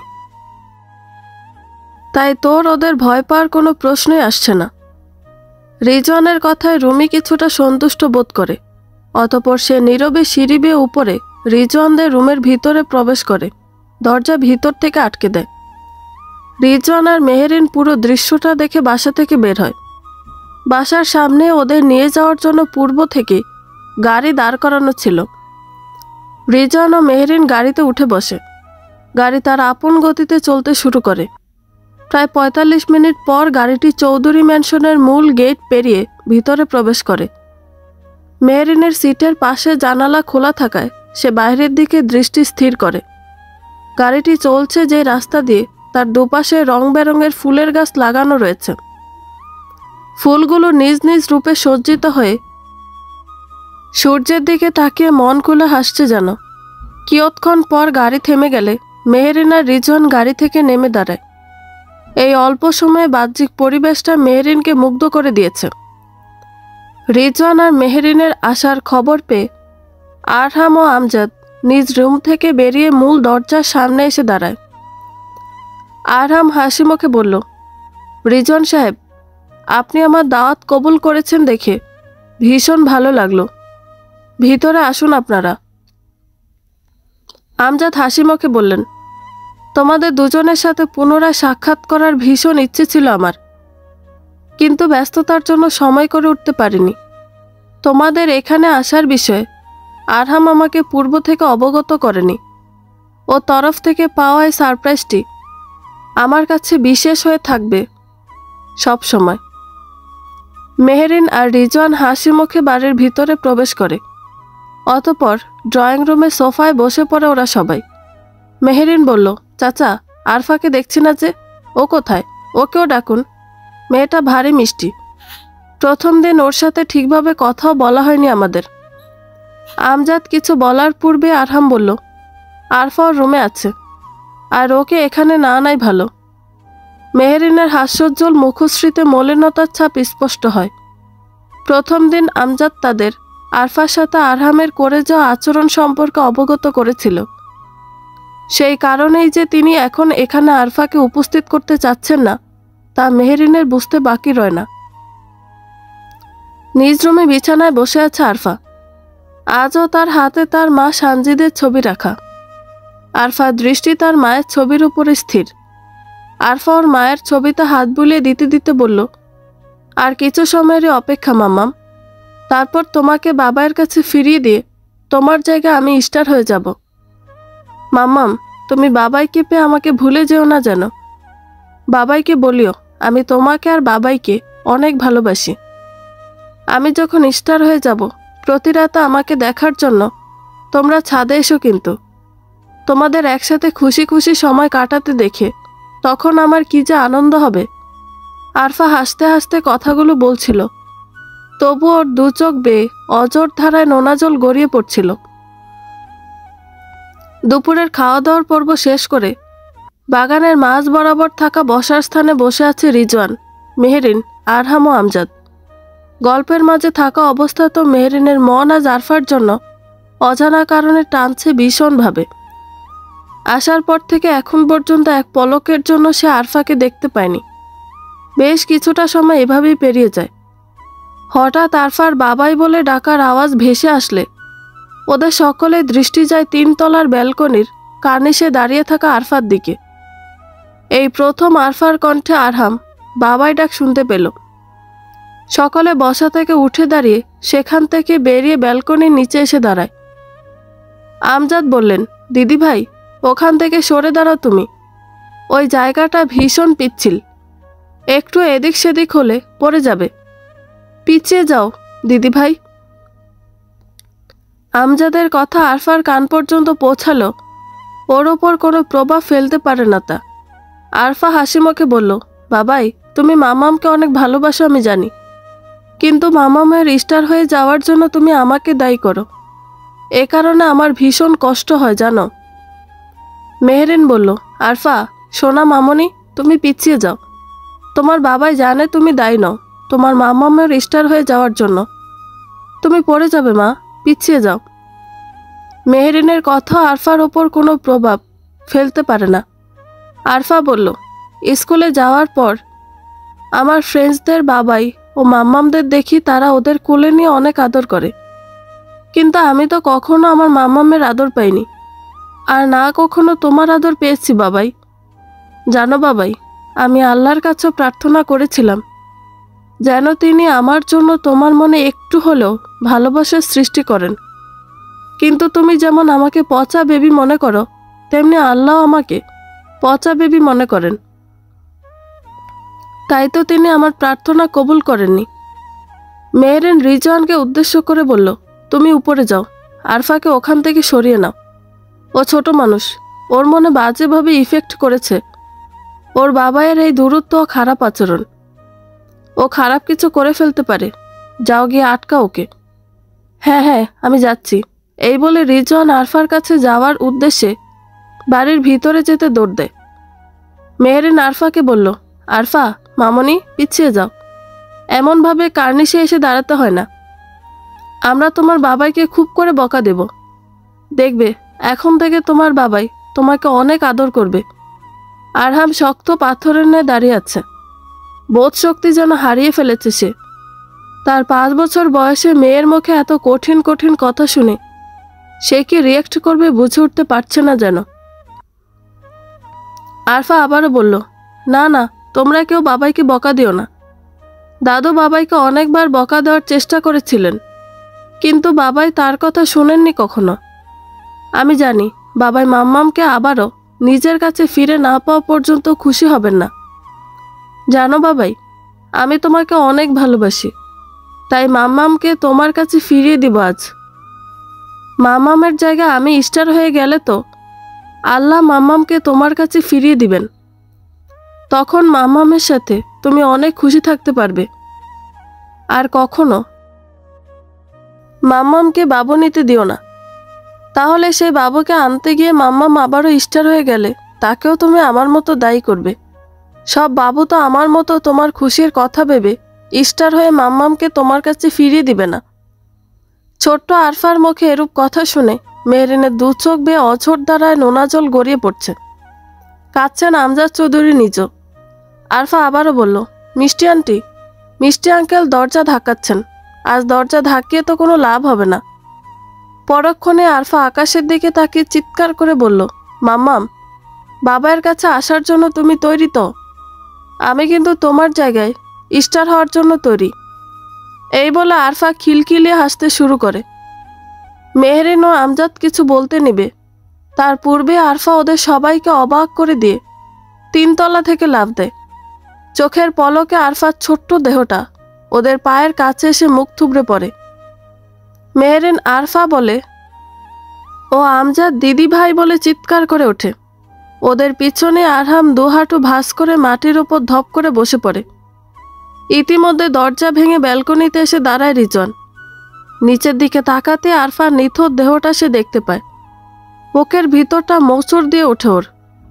বন্ধুরা, গল্পটি ভালো লেগে থাকলে একটা লাইক করে দিবেন এবং গল্প সম্পর্কে কোনো মতামত জানানোর থাকলে কমেন্ট করতে পারেন। গল্পের বাকি অংশ শোনার জন্য চ্যানেলটি সাবস্ক্রাইব করে পাশেই থাকবেন। ধন্যবাদ সবাইকে। ভালো থাকবেন।